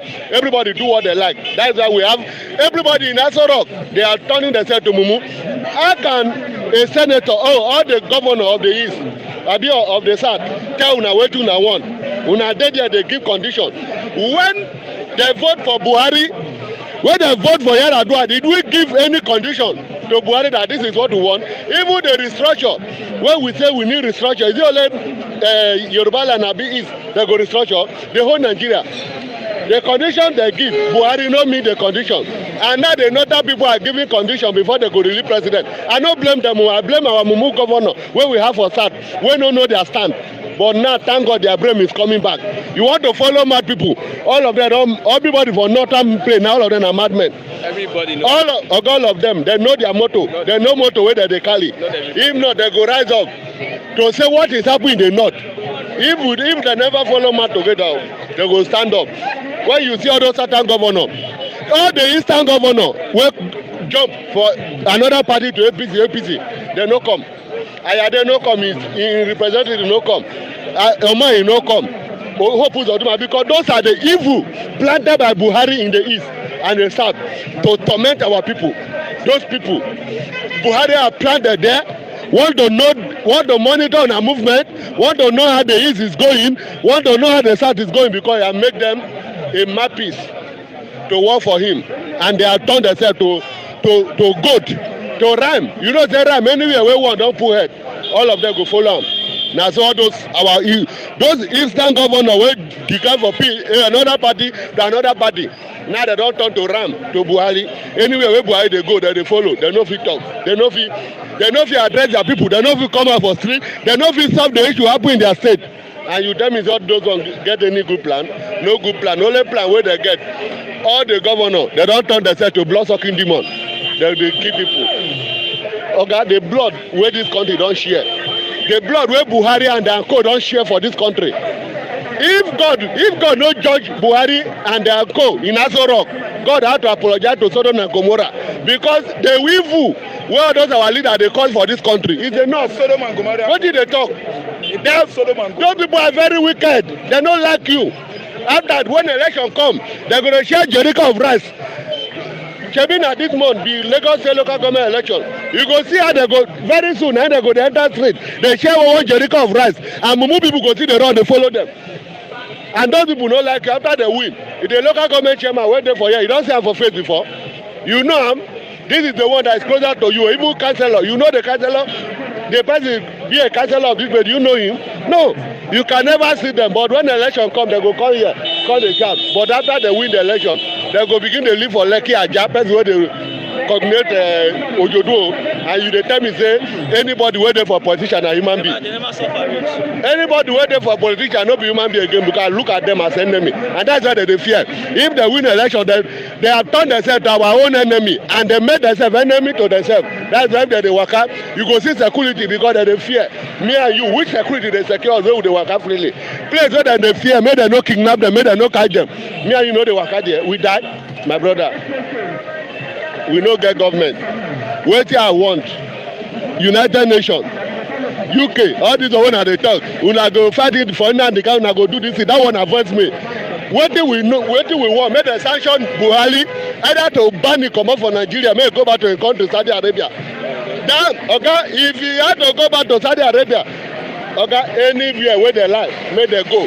Anywhere wey Buhari like, make he find himself. E no concern me.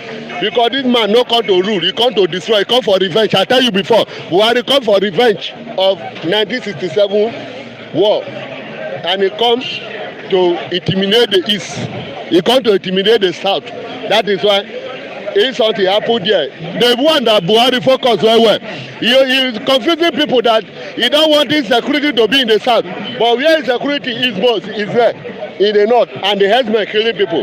Who are those insurgency and bandits? No be herdsmen. And we dey here, they confuse ourselves, they run up and down when we know where the problem dey. Go make cow dey chop your farm. You get one man wey be say cow go eat the farm. He went to ask the man. The man begin tell the man say, if you do I go kill you, nothing go happen. I will Fulani person tell him the owner of his land, and you tell me say those people like you. My brother, Nigeria, as I dey like this, the country don tire me. And if you the 100 of us, if you just waka for road now, ask only 100 people, make you ask whether they like what it happen. They will tell say Nigeria don tire them.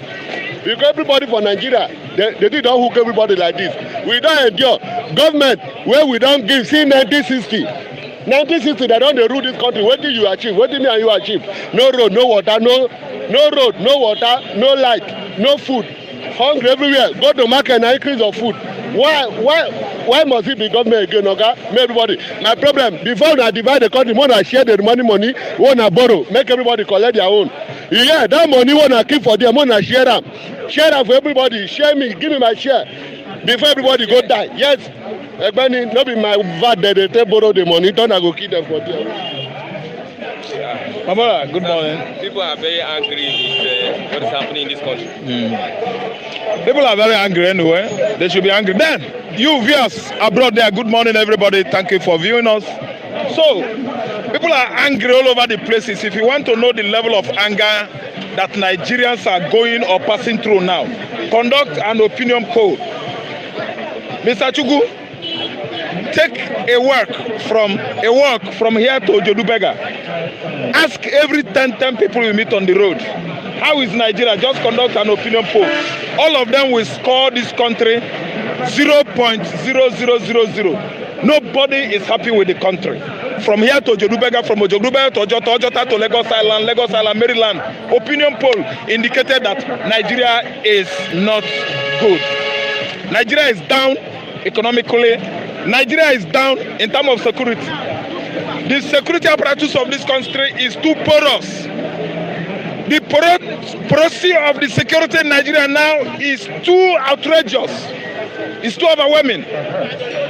Too overwhelming in the southwest, too overwhelming in the south-south, too overwhelming in the mid-belt. Do you know how many students that were in the den of kidnappers, bandits, called bandits now?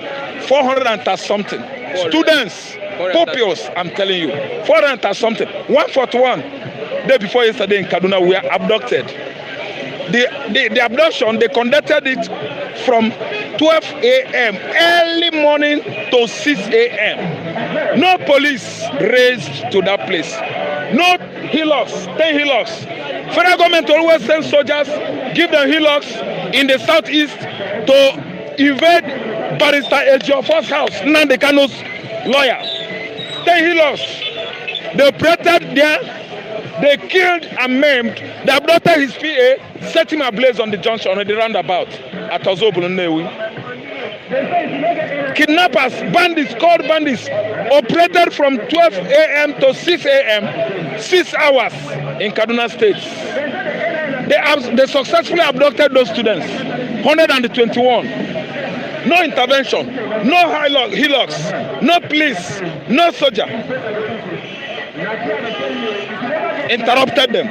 They operated freely. Tell me the reason why 3 to 5 hillocks loaded with soldiers marched to IGBOHO's house. Killed everybody there. Only 2 people, it doesn't matter. The souls of those 2 people are what we are talking about now. Those people, they have souls.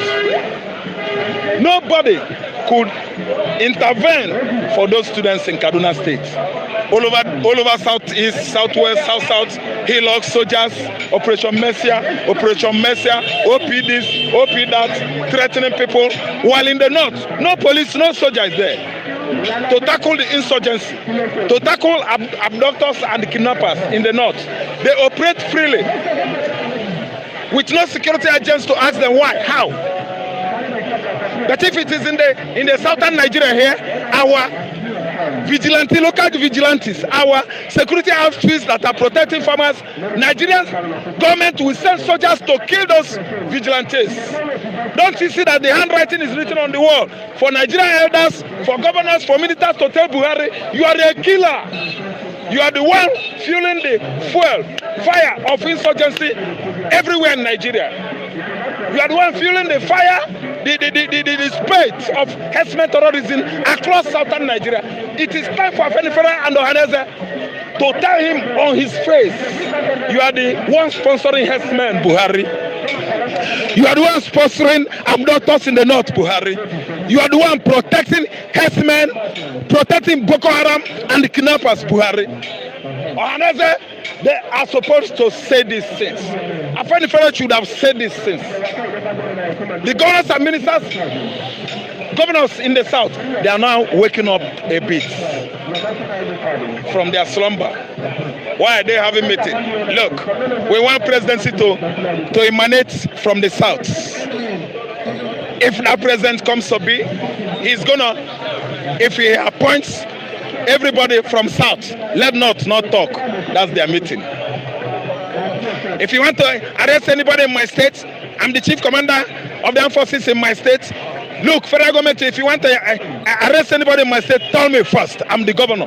So now, they are waking up now. So it is now that it's too late. It remains only 1.5 years. It's all up to complete 2 years for the man to come down. After he has, oh God, exploited Nigeria, exploited Nigeria, destroyed Nigeria. Now, southern governors are waking up because they were abused, bagging money, collecting money. They don't want to know. They are collecting money. All this while that a Gongo community were killed. Everybody in that community were killed and maimed. All this while that people at Ibarakwa were killed and maimed. All this while that the people at Niboni say in Enugu State were killed and maimed. Both governors, Uzodimma, Hope Uzodimma, Ugwuanyi, Okezip, as all of them were busy collecting money. So now they are trying to come back to their senses, to tell federal government that enough is enough. When they were busy all these 3 years collecting money, stealing money, the whole security vote, they should have used it for the so-called Ebubagu before the invasion of Fulani herdsmen. Now Ebubagu has come so late, I'm telling you, it is late, because Buhari said no to ban on open grazing. He sent those Fulani back to those grazing routes. With what? Fully armed soldiers protecting Fulani herdsmen. Grazing on people's farmland. Which governor said that? Repeat that question. They say what? They said September 1. No going back. Yeah. No going back on ban. Okay, let us see it in action. They said until 1st September, they're going to reenact it. They're going to make it active, right? Let us see them. Let us see them. Those are stooges. They are stooges. Those are slaves to Buhari. Those governors. They are errand boys to the north, northern oligarchy. They are errand boys to Fulani imperialists. They are errand boys to Malami. Visionless, clueless, unqualified, our governors. Clueless, myopic Attorney General of Federation of an arrangement called Nigeria. They are errand boys to him. Erufai is one of them. Erufai is one of the people that cloned a human being from nowhere and said, behold your president, behold your king Buhari, after cloning him in the UK. Erufai is one of them. Yerima Chetima, Gambari, Lailai Mohammed, an old man, is very, very jealous of Nnamdi Kanu. He attacked Nnamdi Kanu. He said, look, the cloth Nnamdi Kanu is putting on his clothes worth million. Does it concern you? He said, look, Nnamdi Kanu was going on private jet. Does it concern you, Oga? He said, look at his cloth and his cap. The way he looks. A whole information minister. Somebody appointed you there to serve the people based on humanity and stewardship. Humility and stewardship. That's why you are made like Mohammed, information minister, not to be big man and they hold you. Imagine the kind of self-grandiose, self-conceitedness these people are showcasing to the world. When an appointment is made in Nigeria, finish. He's not going there to serve such a person. He's going there to prove to the people, yes, I'm an information minister. Look at how big I should be. You must respect me. I can tell any lies anyhow. Yes, you appoint any Nigeria, any appointee from federal, is just to raise that person up above his own owners, his kinsmen, to commit crimes, to sit down on their heads, to suppress innocent Nigerians. That is why they are there. They are not there for our own interest.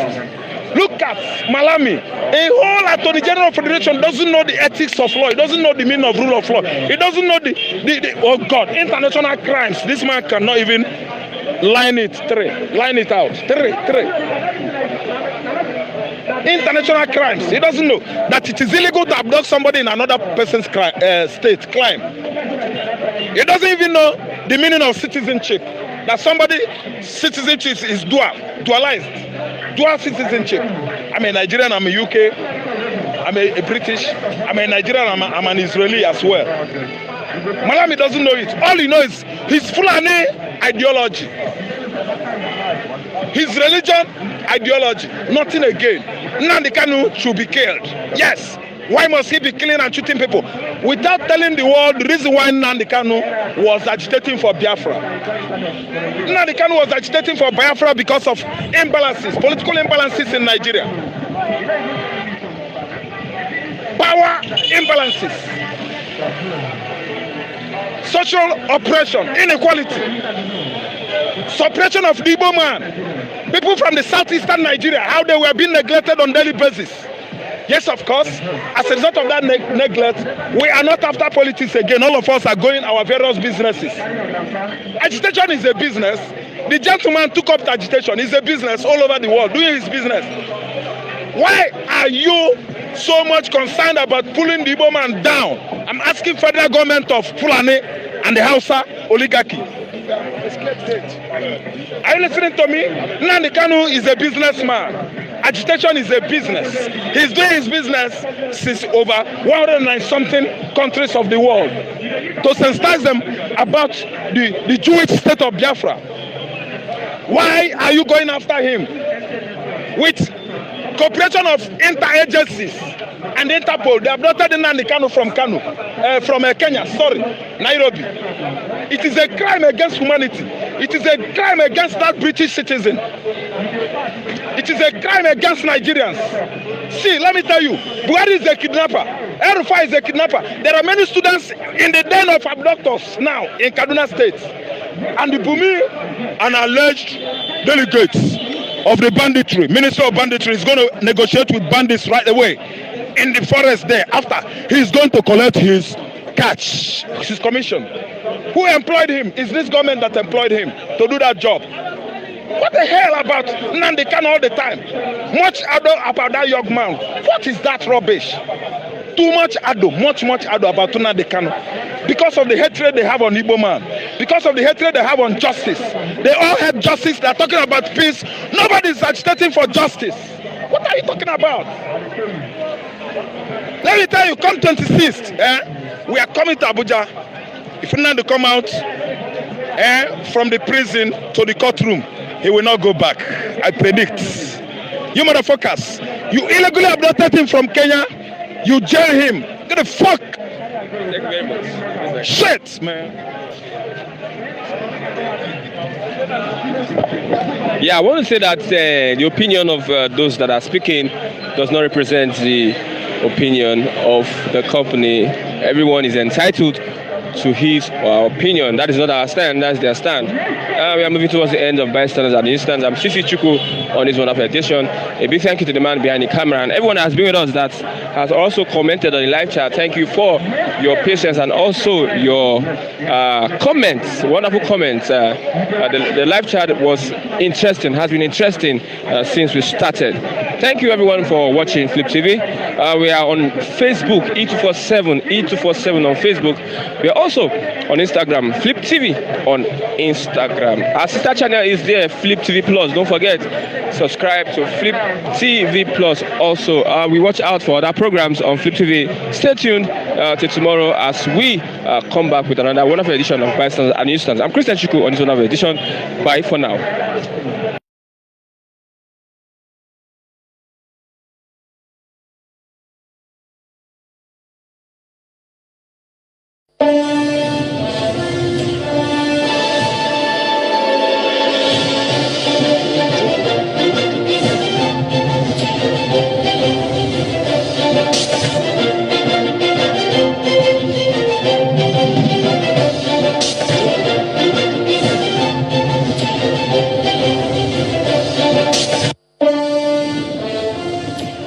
Several issues bordering on the state of the nation and pointers to the 2023 presidency cropped up as different political blocs meet and strategize. And the senators approved the federal government's request for a $6.1 billion loan request.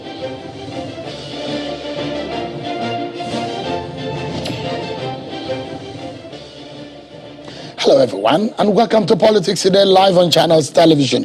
I'm Sean Kimbaloye in Lagos. Let's begin by telling you that the Senate has approved the federal government's request for a $6.1 billion loan request, and that's about 2.343 trillion naira. The Senate gave the approval today after it considered a report from its Committee on Local and Foreign Debt, which it earlier directed to work on the loan request. President Muhammadu Buhari had earlier in May asked the National Assembly to approve the loan request, saying it will be raised for multilateral and bilateral tenders as well as the international capital market. The National Assembly has also approved the sum of 982.729 billion naira as supplementary budget for the 2021 fiscal year. The approved sum represents an upward review of 86.9 billion from the initial amount of 895.842 billion transmitted to the National Assembly by President Muhammadu Buhari about 2 weeks ago.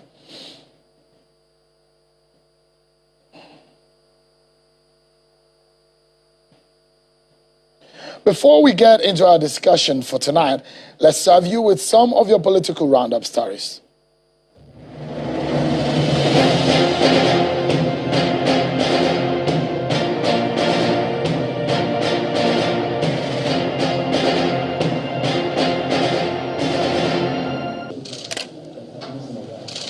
President Muhammadu Buhari has decorated the newly appointed Chief of Army Staff, Farouk Yahaya, with the new rank of Lieutenant General. The ceremony had in attendance the service chiefs and other heads of security agencies. The event also witnessed by members of the cabinet as well as the chairman of Senate and House of Representatives Committee on Army. The newly appointed Chief of Army Staff, Lieutenant General Yahaya, takes over from the late Lieutenant General Ibrahim Atahiru, who died in a military plane crash on May the 21st this year, alongside 10 other Army officers. Also continue to do our very best to arrest this challenge we have. The People's Democratic Party Board of Trustee Chairman Wali Jibrin has called on the Fulani community in Enugu State to always ensure peaceful coexistence with the citizens of the state. He was addressing the group after the party's closed-door meeting with the state governor Ifeanyi Ugwuanyi at Government House Enugu, which lasted for about 5 hours.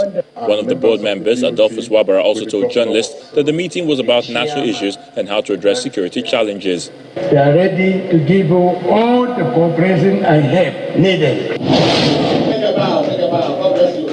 The leadership of the All Progressives Congress in Imo State has welcomed to its fold a former PDP senatorial aspirant from Imo East Senatorial District and PDP chieftain in Imo State, Ugochukwu Harry Mwachukwu, popularly called Ugo Sly, and several of his supporters. The event, which took place at the APC Secretariat along Okigwe Road in Owerri, the Imo State capital, had in attendance the chairman of the party in the state, Markan Lemigbo, the Apex APC leader in Mbetole local government, and other top APC chieftains in the state. I am here not by myself. I am here with a squad of people.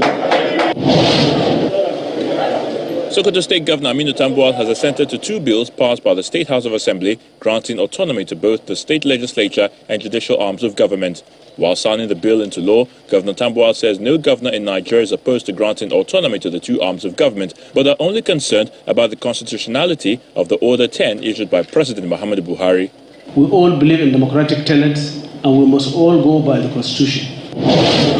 And the Federal High Court today says former Minister of Finance Kemi Adeosun under the Constitution does not require to present her first-degree certificate, including the NYSC certificate, to be appointed a minister. Justice Taiwo added that the ministerial appointment of Adeosun was constitutional and legal, even without presenting an NYSC certificate. The court ruled that the former Minister of Finance Kemi Adeosun was ineligible for National Youth Service Corps. According to the ruling, she was not supposed to present herself for the service as at the time of graduation because under the 1979 Constitution, which was in force as at that time, she was not a Nigerian citizen, either at her graduation or when she turned 30.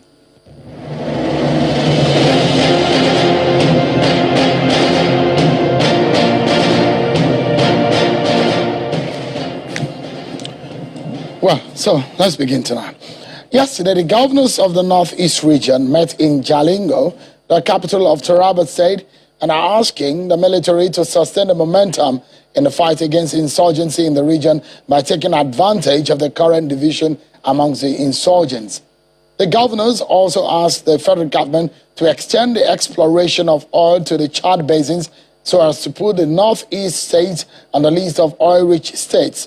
During the meeting to discuss security of the region, among other matters, the governor of Taraba State, Darius Ishaku, highlighted the need to ensure that the Mambila hydropower project becomes operational.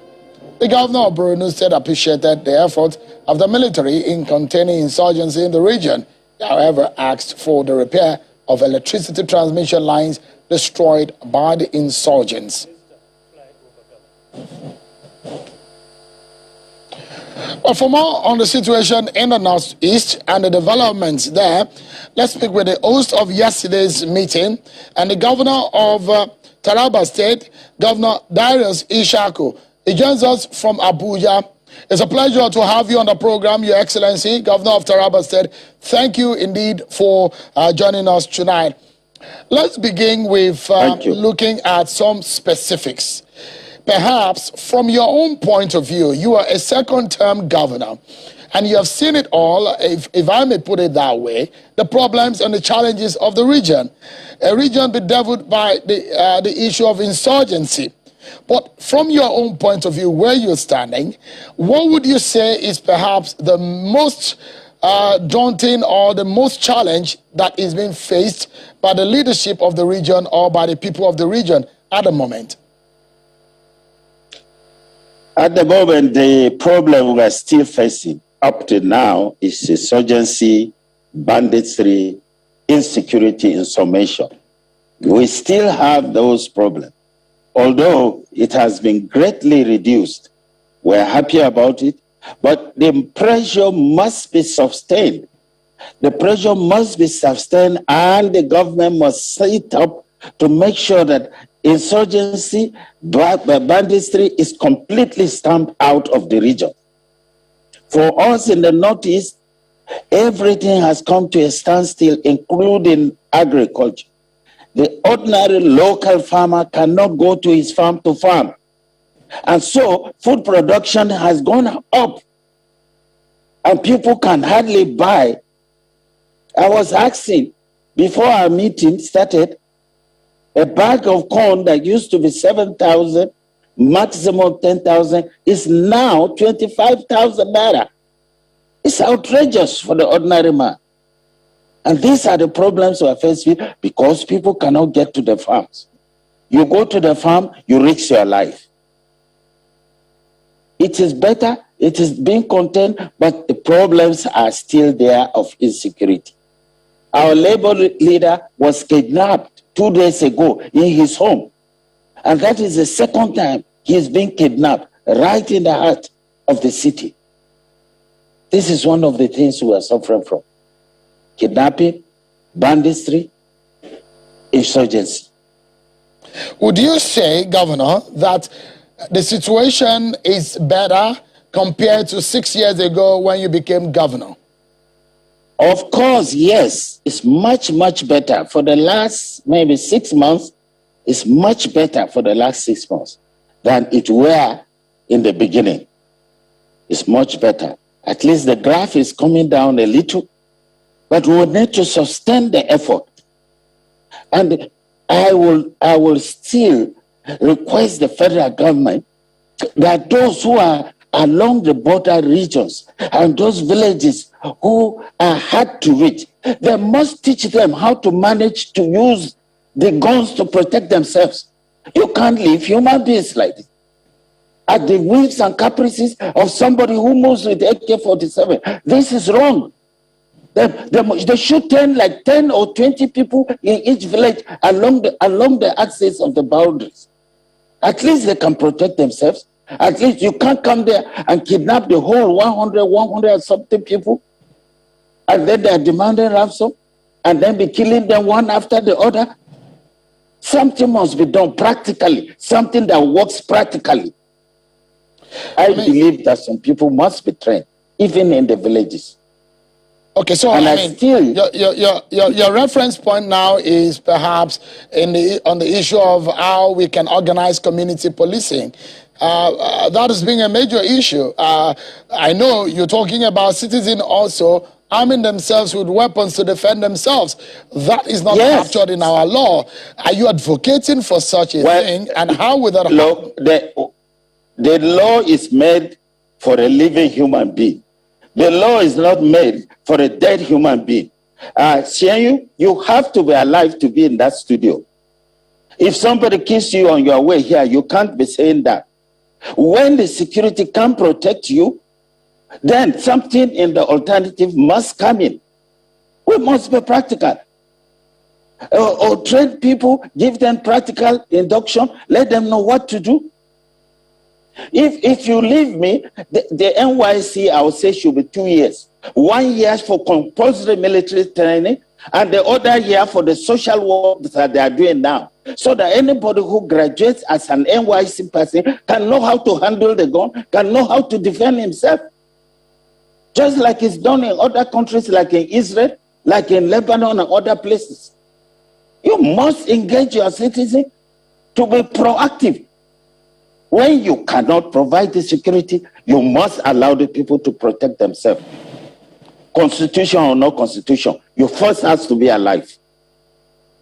Let me ask you this very rather crucial part, because of it's something that is on the minds of a lot of people, because from 2009 or so, when this insurgency reared its head, ugly head, a lot of people have been asking, and the federal government had come out in the last few years to say, there are people who are sponsoring these insurgents. As a governor, have you been able to wrap your head around what exactly or who exactly are these sponsors? Why is it difficult that we are not able to know or identify those who are sponsoring these insurgents? Do we know them? Do you have an idea? As a governor, I have asked this question several times. to even the security agencies during our meetings. I asked, number one, who are these insurgents? Where do they get the AK-47? Why is it that they are invisible? That they are not being caught? So if these three questions are not answered, then you know, of course, that there are sponsors. These are brand new AK-47. How will a local man go and buy such an expensive weapon? It is in the cassette, in video, all over the place, where somebody was confessing that these guns are provided to them and that they have been trained on them. It's the work of the security agencies to get out to the root of this. Who are the people? Where are they getting these guns? Why is it that they are not able to be caught? Why are they impossible? If they can go out of this country and capture people who are declaring for independence, then why are they not able to detect who are killing our own citizens here in the country, in the farms? Shay, there is more to it than meets the eye. Do you think perhaps this is political? Do you think that it has some political undertone? Because, I mean, if it's difficult to unravel... It is absolutely political, and even more than political.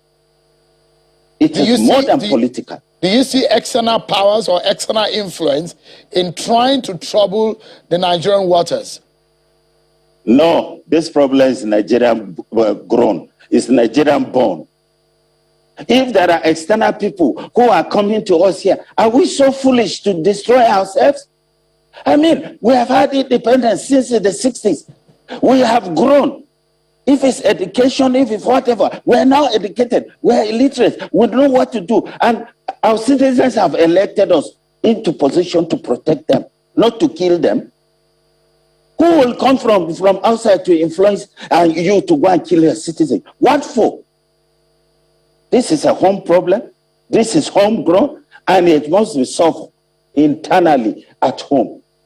What do you suppose will be perhaps, because you said that things are abating gradually and somehow in the last 6 months, but what do you suppose could be the problem to nip this problem in the bud? If we stand up, put our foot down, that this problem should be erased in 3 months, it will go. If we say, look, we have very brilliant Nigerian soldiers. We have very brilliant Nigerian policemen. We have very brilliant, call them. They have gone to Congo. They have gone to all over the place. They have fought war all over the place. And they have won, they have defeated, they have brought peace in other countries. Why not in our own country? Why not in Nigeria? We are capable of doing it. We, the Nigerians, can solve this problem. All they need, the wherewithal. Give the military the equipment, give them the training, give them the facilities, and allow them. Give the same thing to the police. Recruit proper people, give them proper training. They will do this job. And allow them, give them target, they will do it. Nigerians are very good, both military, police-wise, and other. They are all equal to the task. Give them this task. I'm telling you, if the government wants to do it, in 3 months, it will be a thing of the past. Governor Ishaku, if you were the president today, and you said that if government want to do it, they can make this happen in 3 months. If you were President Buhari today, what would you do differently? What I would do differently? I will listen to people. I will listen to people. Wide consultation. Wide consultation. And I'm telling you, you will get the solution from where you least expect it. We used to have boys in the security service that are living outside this country, from here to Tripoli and outside. They are giving information on daily basis on those who are coming into this country and those who are going out. They are giving reports. The reports are there. If you track it properly, you will know where the arms are coming if it's outside this country. But I tell you, this arms is within this country. The people causing the problem are within this country. They need to be tracked. All right. So, I mean, when you say the people that are causing this are in the country, are they politicians? What? All the time you narrow it to politicians. Is it only politicians that are living in Nigeria? We are so many different people, not only politicians, but we, the politicians, have voted to give solutions to problems. And we cannot. We have 8 years to go. 6 years is gone. And the 6 years, you use almost 3/4 of the time about security, solving problem of security. Most of the money has gone into paying for security. Instead of building schools, instead of building hospitals, instead of providing water, instead of providing agricultural inputs to people to eat cheaper and to develop their places, to give them life, we are using it on security. It's wrong. It's not only the politicians that will blame. Governor, I mean, we are being blamed because we are in control. We are on the seat. It's not only the politicians. But who exactly are these people? I mean, from what you are hearing. I'm not a security agent. I'm not a security official. But the security people who are in that position should be able to give us this answer. You can't tell me that all the security that we have here, all of them don't know where this is coming and don't know what to do. I don't agree with that. I absolutely don't agree. But they are all intelligent. They are all not. Now, you see, it depends if the security man gives you correct information and you refuse to use it. If today the security man brings me a report that there is going to be an attack in Jalingo, and I turn the report upside down, and people are killed, is it the fault of the security man? It's my fault, because I didn't use the report. And I believe they're giving this report.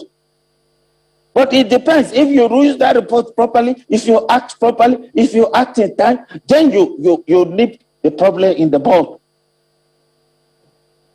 So if you look at it now, there is a problem of out-of-school children, which is a major problem in the northeast region of the country. If you look at it, over 1 million out-of-school children are there in the northeast region. That's the United Nations statistics, and it also shows that northeast region is home to 60% of Nigeria's 30 million out-of-school children. Let me ask you first and foremost, the Almajiri schools built by the Jonathan administration, where are they? Are they still functional? No, they are not. And I don't think the concept was good.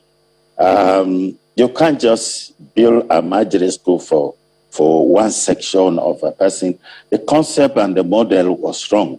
But what they are doing now seems to be working, because we have tried the new system that I think is the World Bank or UNDP that is bringing it. But the system they have brought now seems to be working. We have tried it for like 1.5 years. It's working very well in Taraba State. And we've gotten a lot of people out of school already. We are now trying to improve on it to make sure that more of the out-of-school children go back to school. But you see, the displacement of people from their place of birth is also causing problem. The insecurity, we still come back to it. So you find that the IDP camps, the children are gone there, but their parents have to evacuate them from where they are. So where they are maybe is completely where there is no school. And then before you get them, it's 1 year or some months after to get them, to fix them to a school where they can go. We have been trying that, but it's not easy. Insecurity, if there is no insecurity, out of school children, we are already managing them. Those within the city, those within the confines of safer areas. For the last 1.5 years, we have been able to tame them. We have been able to get them to school. Like the former Emir of KANU State and the former CBN Governor Lamido Sanusi said that the northern region is sitting on a keg of gunpowder. How dangerous is it for allowing some of these kids to roam the streets, and the unemployed or the idle northern youths that are not gainfully employed? How dangerous, and what are your fears about the situation? It's very, very dangerous. An idle mind is the devil's workshop. And an uneducated idle mind is worse than a devil's workshop. Because that's just a mind waiting to be induced waiting to take anything, to do anything that is bad. The onus lies on us, the leaders, to be able to educate our people and to educate them to the best level we can. We have been doing it, I said, in Taraba particularly. We have been number one in the north for how many years now? About 4. We are working assiduously. It's not that we have perfected yet. No, it's still work in progress. We have built so many primary schools. We have renovated virtually all the ones that we met on ground, built new ones. And we have trained and retrained teachers. I didn't retrench any teacher. I have this employment of 3,000 teachers. We call them rescue teachers. Some 4 years ago, those rescue teachers did wonderful. We were bringing people to train them in their schools and in their centers, sometimes in Jalingo. They trained and retrained them, and they did wonderfully well. Excuse me. They did wonderfully well, and they're still performing. And we're adding to their numbers. So all you need to do is to incentivize the teachers. We train them and retrain them, and we monitor them. We monitor them on every weekly basis. Our supervisors are on the field monitoring them, and that has helped. All right. So, because there is, on the issue of insurgency, there is the locally grown Boko Haram insurgents who are in conflict with ISWAP, the foreign insurgents. That scenario, how would you describe it? Is there a good news for the insurgency war if those guys are at war, at loggerheads? And perhaps, what dimension are you drawing into this? Looking at the ungoverned territories, the vast borders across the borders, the northern region of the country, and perhaps the danger that looms in that region, considering the crisis in Libya and some other countries that are neighbors. You see, for us, whether it's Boko Haram or Isawa or whatever, is bad news. Whoever is in control there is bad news. What we need to do as a country is to get this bad news behind us. And that is to face the war, face them squarely. And I've just told you before now that we have able Nigerian military and police and all the paramilitary forces. We have very good Nigerian soldiers. They will solve this problem. We need to give them the political backing. We are due for a break in just about 60 seconds. But there's something that the governor of Borno State said at that meeting yesterday. He's asking that there should be a repair of electricity transmission lines and the rebuilding of some infrastructure. But the problem here is that, is it safe to start rebuilding? Is it safe to start fixing some of this infrastructure? You see, I sympathize with my colleague in Borno. I think it's almost 6 months. They don't have light. All the towers that bring light into Borno State has been blown off by the Boko Haram, and they don't have light. I will wish that the Ministry of Power could devise a way of using possibly solar light in some critical areas, to give them solar light, in some villages to provide them solar, because on those axes where we are, it's high, there is sunshine almost 2/3 of the day. That will help. But when you are evacuating power to our state, it comes via the high tension lines, and they blow off those lines. So the light doesn't get to where it's going. That is the problem. There has to be an alternative source of power. We'll take a break, Governor Ishaku, and when we come back, perhaps we'll take you on some politics. Well, our second guest on the program is a sponsor of the Press Council Bill, the controversial bill, and he's going to be talking to us about that bill and why it should not be killed. Stay with us, everyone. We'll be right back.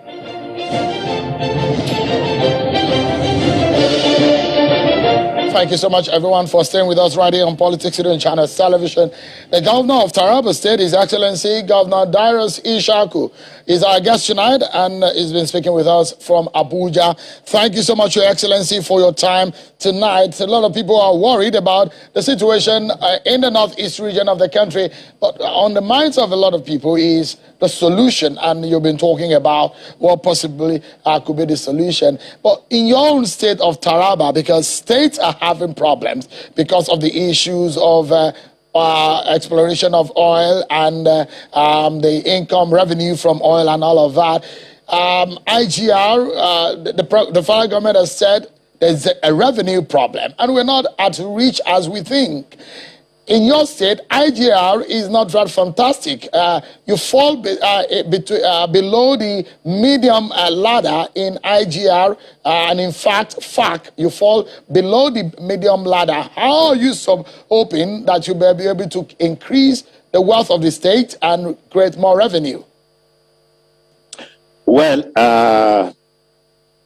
those states that have oil, of course, they enjoy the 13% derivative. So the graph is like this, and I always joke with one of my colleagues in the South that he should come and purchase the whole 6 of us in the Northeast, because our graph is just lower down there. But luckily, they have gotten oil in Gombe and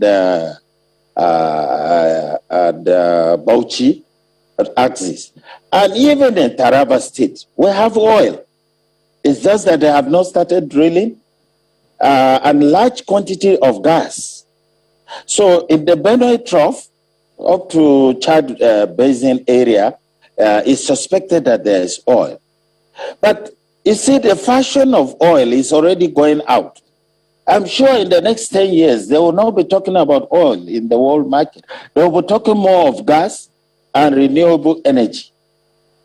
And so, those who are enjoying that benefit, they better make hay when the sun shines. They better make hay, invest for their people, so that when this oil dwindles, because the Western world is not waiting on us. They are planning. They're already using gas cars. They are using solar-powered cars. So they will not need your oil in a few years to come. We must move faster in developing things like gas, and move faster in plugging into areas that could help us, and particularly agriculture, so that we do not import food. If we can do that, like I understand Venezuela is doing, if we can do that, it will help us that we have used the oil revenue sensibly. Now, if you come to a rural state like mine, you are talking of IGR. The biggest factory in my state is the civil service. That's why I cannot retrench even one person, because every one person has 10 to 15 dependents on him. So yeah, I cannot just wake up one night and sack 3,000. There will be more than 3,000 times 10,000 crying in the whole state.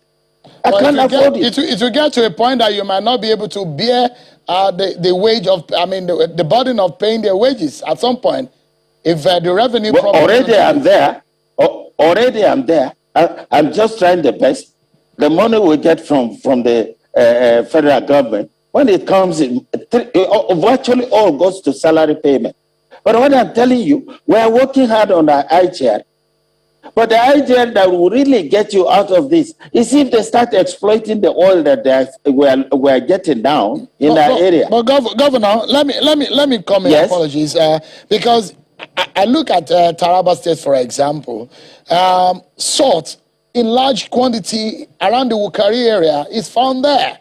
Marble in large deposits is found around areas like Ibi, Karimi, Lamido, areas in Taraba State. Are you looking inwards in some of the non-oil deposits and natural resources that you have in your state? We have a lot of those minerals. 2 weeks ago, some Chinese in Arufu that they are mining with over 14 people. 2 people were killed. The other people are kidnapped. Up to now, we have not gotten them yet. So you go into the bush, it is not safe. You go into the mining, it is not safe. You go into the farm, it is not safe. Everything moves around security. You need to get that.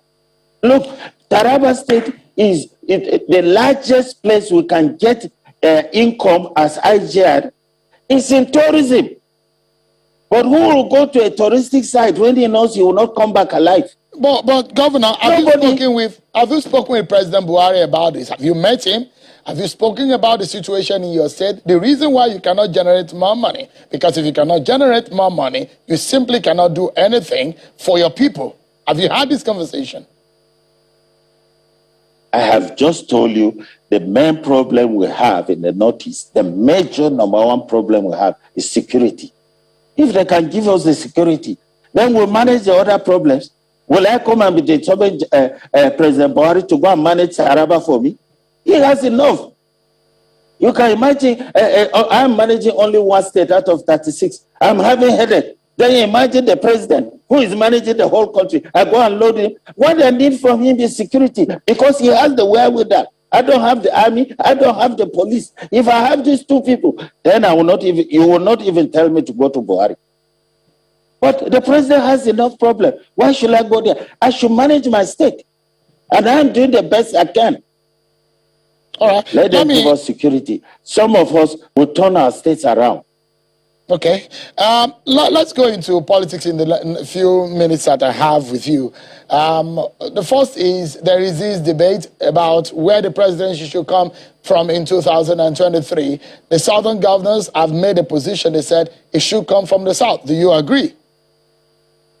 Well, if they say so, fair is fair. I mean, we in the north are having 8 years. But, you know, politics, it depends on your party.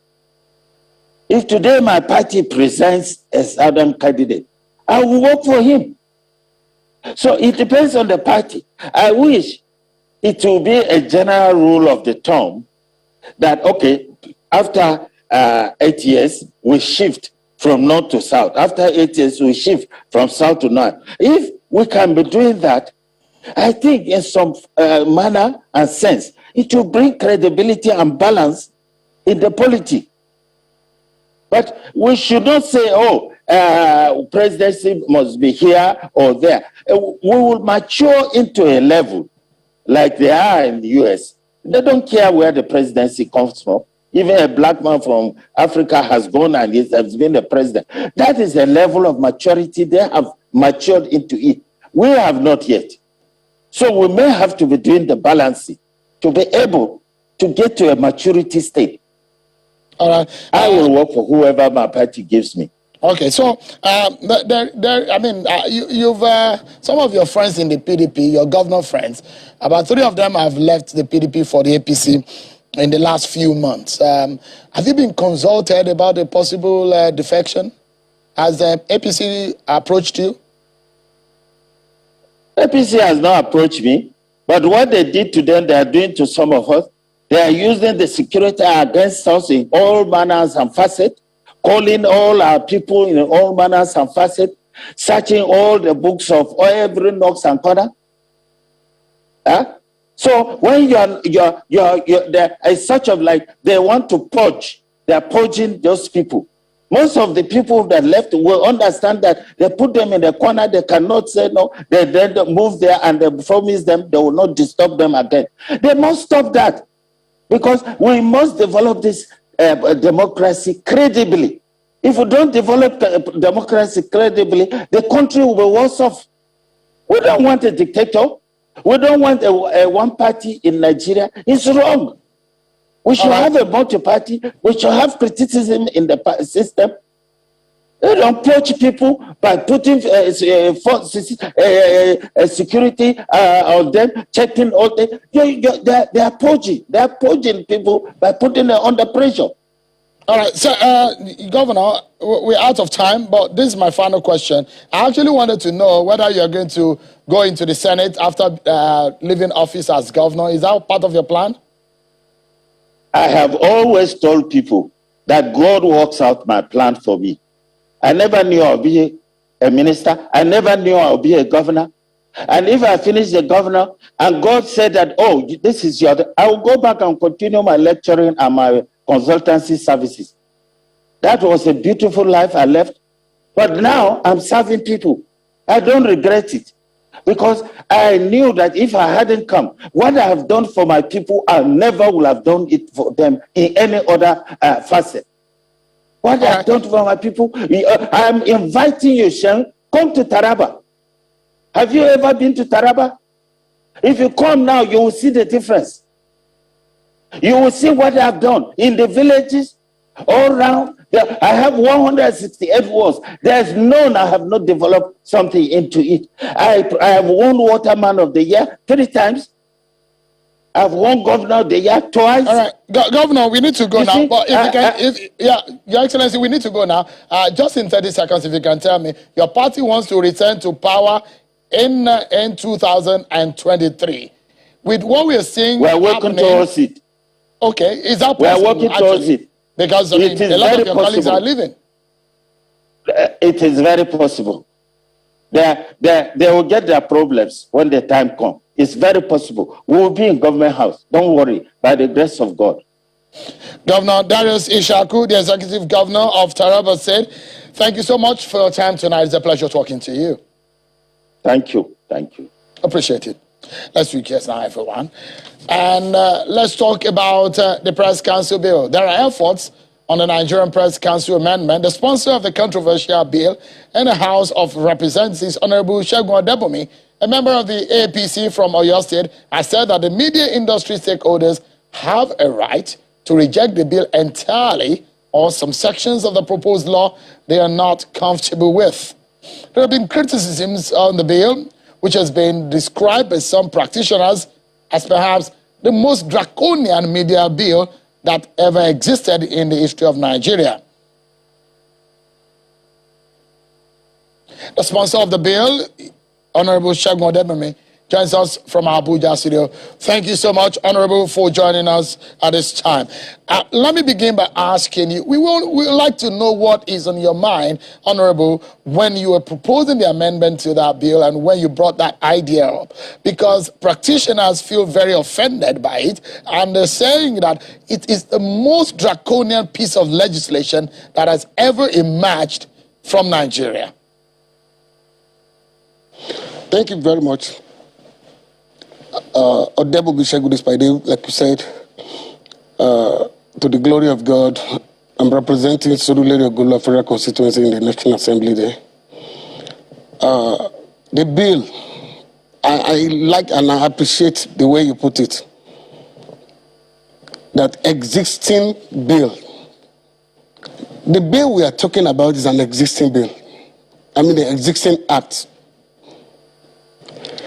Actually, a lot of issues on it. In fact, some are in the court, from High Court to the Appeal Court, even to the Supreme Court right now. But my opinion is that, why do we need to go to court?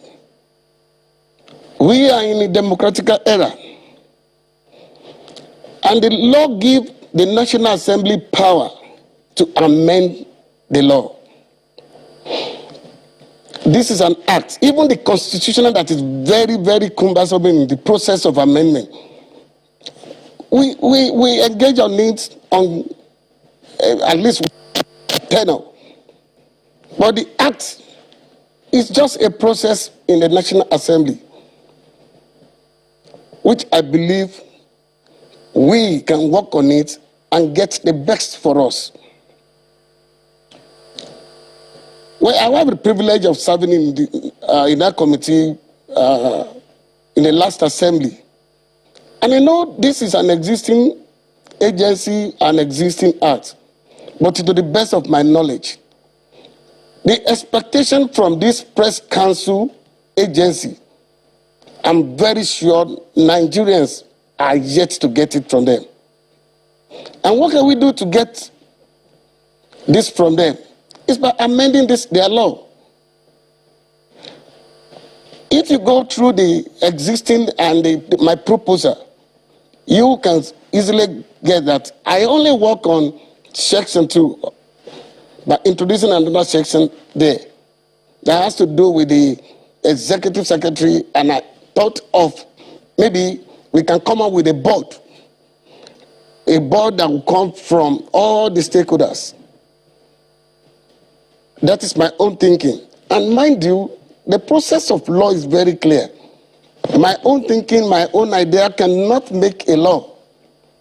The process is you put it at the public hearing, put it at the table for the stakeholders to make their input and add value to whatever on the table. So to the best of my knowledge, I can use this platform to say it loud and clear that there is no any either visible or visible hand behind the bill. It is never a bill generated from the executive. It's my personal idea. And I believe whatever that is not friendly in the bill, I mean in the existing acts, the best way to get it out is by amending. You know, the bill is years, there is already an existing act. And why are we talking about it at this time around after years of democracy? Why are we talking about it right now? Because it's existing. Had it been in the last 20 years it has been amended, by now nobody will be talking about it again. All right, Honorable, if I may come in quickly. Yeah, it's interesting that you have said, because this is some of the criticism, because those who have criticized your effort had said that this is perhaps being sponsored, not perhaps out of the National Assembly, that there being some pressure on you to bring up this bill. These are some of the arguments that have come into play. But that's why I asked the question, what was on your mind when you brought this up? And I'd like to know also, Honorable, do you realize the sensitivity in the land where there are concerns about press freedom, where there are concerns about freedom of expression in the country? Does it look like a good time for you to bring about this kind of amendment that suggests your effort in trying to stifle press freedom? Like, yeah, I told you, I never plan, and it is never considered purposely to guide the freedom of the press. Mind you, I don't know why we are postponing the evil days. The assembly has a tenure of 4 years. Then why can't you engage in the amendment and get the best for this country? But Honorable, apologies. Yeah, you're saying I agree that there needs to be an amendment. But why do you want the independence of the press, of journalism in the country to be put under the control of government? Why would you want it like that? It's good to amend. No, I'm not. It's like unless you can tell me that all is well in the industry.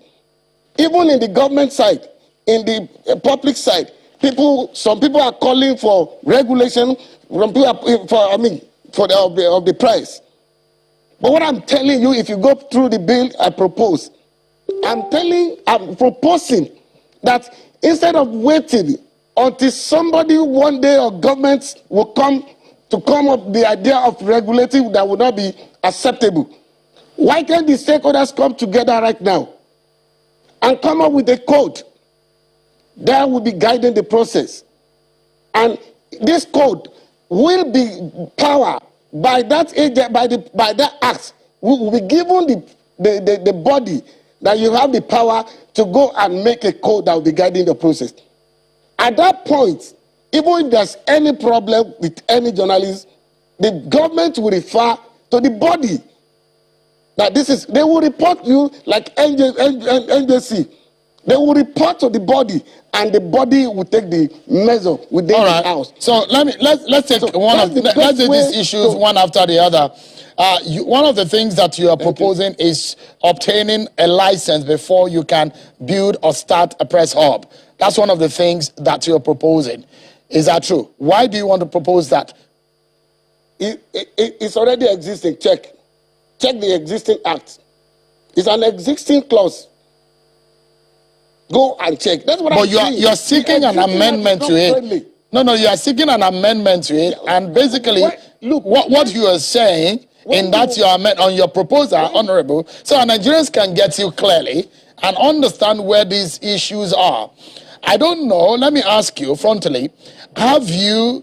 I'm a practitioner within the broadcast sector. Have you read the NBC Act, the amended NBC Code? Have you read it? Yeah. Have you read it? So if you've read it, if you've listened, because I know you must have interacted with practitioners in the industry, what do you hope, or what have they told you, the practitioners in the broadcast sector, relating to the NBC Code? Did they tell you that they are aware about some of these things? Did they tell you that they have input in the amendment? Have they told you about their grievances? Amendment of the NBC? Or which one are you talking about? The NBC Act and the NBC Code.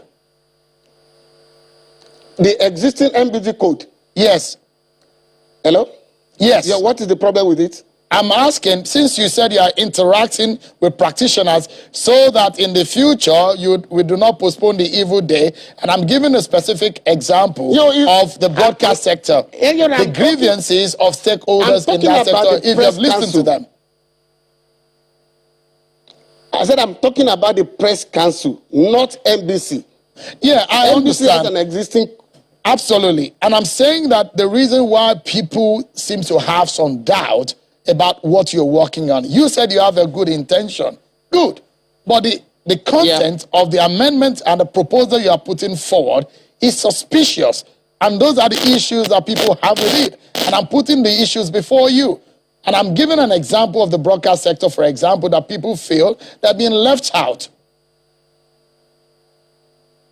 No, you know, the NBC Act you are referring is different from the Press Council. The NBC Act dealing with the Press Council is dealing with most of the journalists.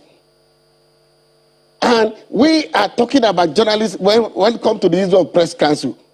And what I'm saying, I'm proposing a code under the Press Council that will give the body the power to make a code within themselves. And mind you, the process of law is very clear about this matter. Even if I propose any clause that is not acceptable by the majority, because the law is made for the people and people to honor it. And before you can agree on it, you will go through it. Then you propose, you make an amendment at the public hearing stage. You submit a memorandum. And at the end of the day, we have a clean copy of the bill to be laid back to the National Assembly. So, I mean, let me, there are just about 2-3 questions that I want to ask within the frame of the few minutes that we have. Given the contentious nature of the issues of how to regulate the media, why didn't the House engage media stakeholders prior to the sponsorship of the amended bill of the NPC and the NBC Act? Thank you very much for that question. The lay-down procedure for the amending the law, this is exactly what I did that was laid down. You cannot engage on the stakeholder until the public hearing stage. The idea of amending the law is about it may be your personal thinking, it may be some people or group of people sending a memorandum to you that they want you to look into this matter and amend the law for them. But when you come up with a draft, you lay it at the first reading of the National Assembly. Then at the second reading, that is the stage where we are now. In fact, what we are doing right now is still part of the second reading. It's part of the public hearing. It's part of engaging the stakeholders. At that point, you will engage those who in support of the bill, those who are not. You engage the government, you engage the stakeholders, you engage everybody. Then you now come up with a clear copy of the bill. All right. Perhaps so my final question, Honorable, is now that there is a public outcry about the proposed amendment, what do you consider as a way forward, especially given the perception that the committee have vested interest in pushing the bill? Because some stakeholders are saying that the bill must die. Yeah, good question. Like I told you in the first, that I don't have a personal interest on the matter. But with the experience I have in that area, with the opportunity I have in the last assembly to sign the area, I think we should make use of that opportunity of amending that law to suit whatever reason what we are thinking we are looking for. You know, if the stakeholders at the end of the day said, hey, they concluded that they don't like it, they don't want it, then they have no choice to drop the bill. Because I'm not a practitioner in the industry, and I don't have a personal interest.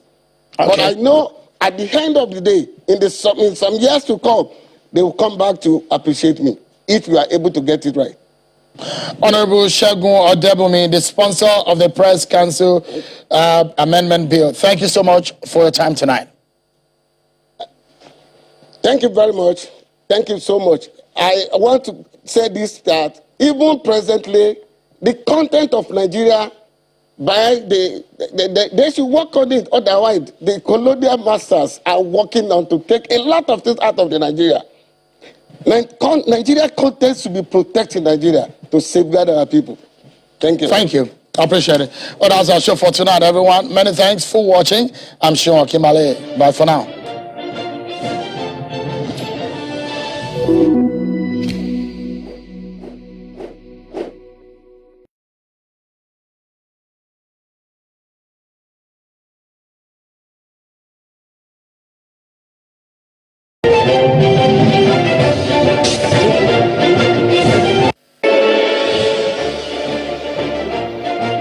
Agitations arrive over the amendments to the Electoral Act as different groups and eminent Nigerians fought plans to stop electronic transmission of results and some other clauses in the bill. And governors of the Northeast region have met today in Taraba State, where they discussed the problems of the region and ways to fix them.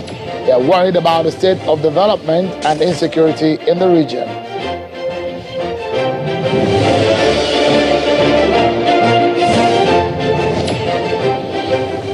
Hello, everyone, and welcome to Politics Today, live on Channels Television. I'm Sean Kimbalo here in Lagos. A lot of you have been talking about the Electoral Act Amendment, especially the fear over electronic transmission of results. Tonight, we dig into the matter and we give you a sense of what is going on with the electoral law, because we have on the program those who are doing the job in the National Assembly. So you have first-hand information right here on the show. But first, let's give you an update on the online registration started by the Independent National Electoral Commission, INEC. The update is on the exercise which commenced online on the 28th of June 2021. 1 week after the commencement of the exercise, 203,497 eligible Nigerians have completed the online pre-registration as fresh voters. The figure has risen to 259,713 of applications for voter transfer, requests for replacement of permanent voters card, update of voter information, and the records, etc. are also included. The physical or in-person registration is scheduled to commence in all the states and local government offices of INEC nationwide on the 19th of July 2021. Some of the details you can see there on your screen.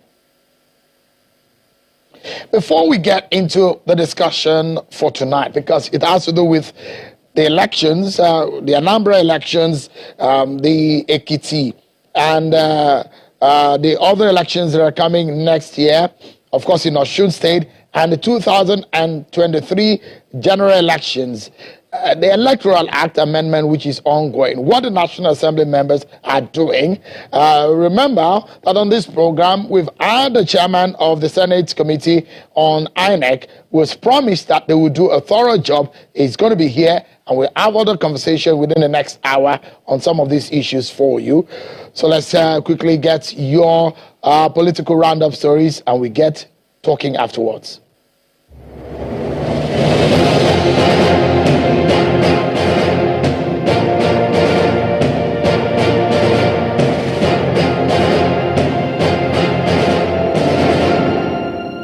A bill to alter the constitution to allow for creation of state police and other state government security services has scaled second reading in the House of Representatives. The bill was sponsored by Honorable Onofiok Luke. In leading the debate, the lawmaker highlighted that the bill will enhance security in the country. The bill seeks to move the legislation of policing from the House exclusive to the concurrent list. Mr. Speaker, we have heard about the Hisba police in KANU. We've heard about the Amotekun that has been in the southwest, and then we've heard about the Bubagu in southeast. These are efforts by state government to try to fill in the gap and then fill in the lacuna that has existed because of the overwhelming nature of the security crisis in this country on the police. Ogun State Governor Dakwa Abiodun has asked consulorship and chairmanship candidates in the forthcoming local government elections to remain peaceful while they base their campaign on the economic blueprint of the administration. He made the call in Abeokuta, the state capital, during a meeting with 236 consulorship, 20 chairmanship and vice chairmanship hopefuls for the local government elections slated to hold on the 24th of this month. Inclusiveness has to be your watchword night and day. That is the only way to grow your campaign committee. That is the only way to appeal to the electorate. And members of the North Central Progressive Group are insisting that they should be allowed to produce the next president in 2023. The group says they are marginalized and deserve to produce the next president. The group is asking the political parties to zone their presidential candidates to the region. So let the North Central produce president, at least at this time. Governors of the northeastern states of the Federation are asking the military to sustain the fight against insurgency in the region. The governors made a remark at the opening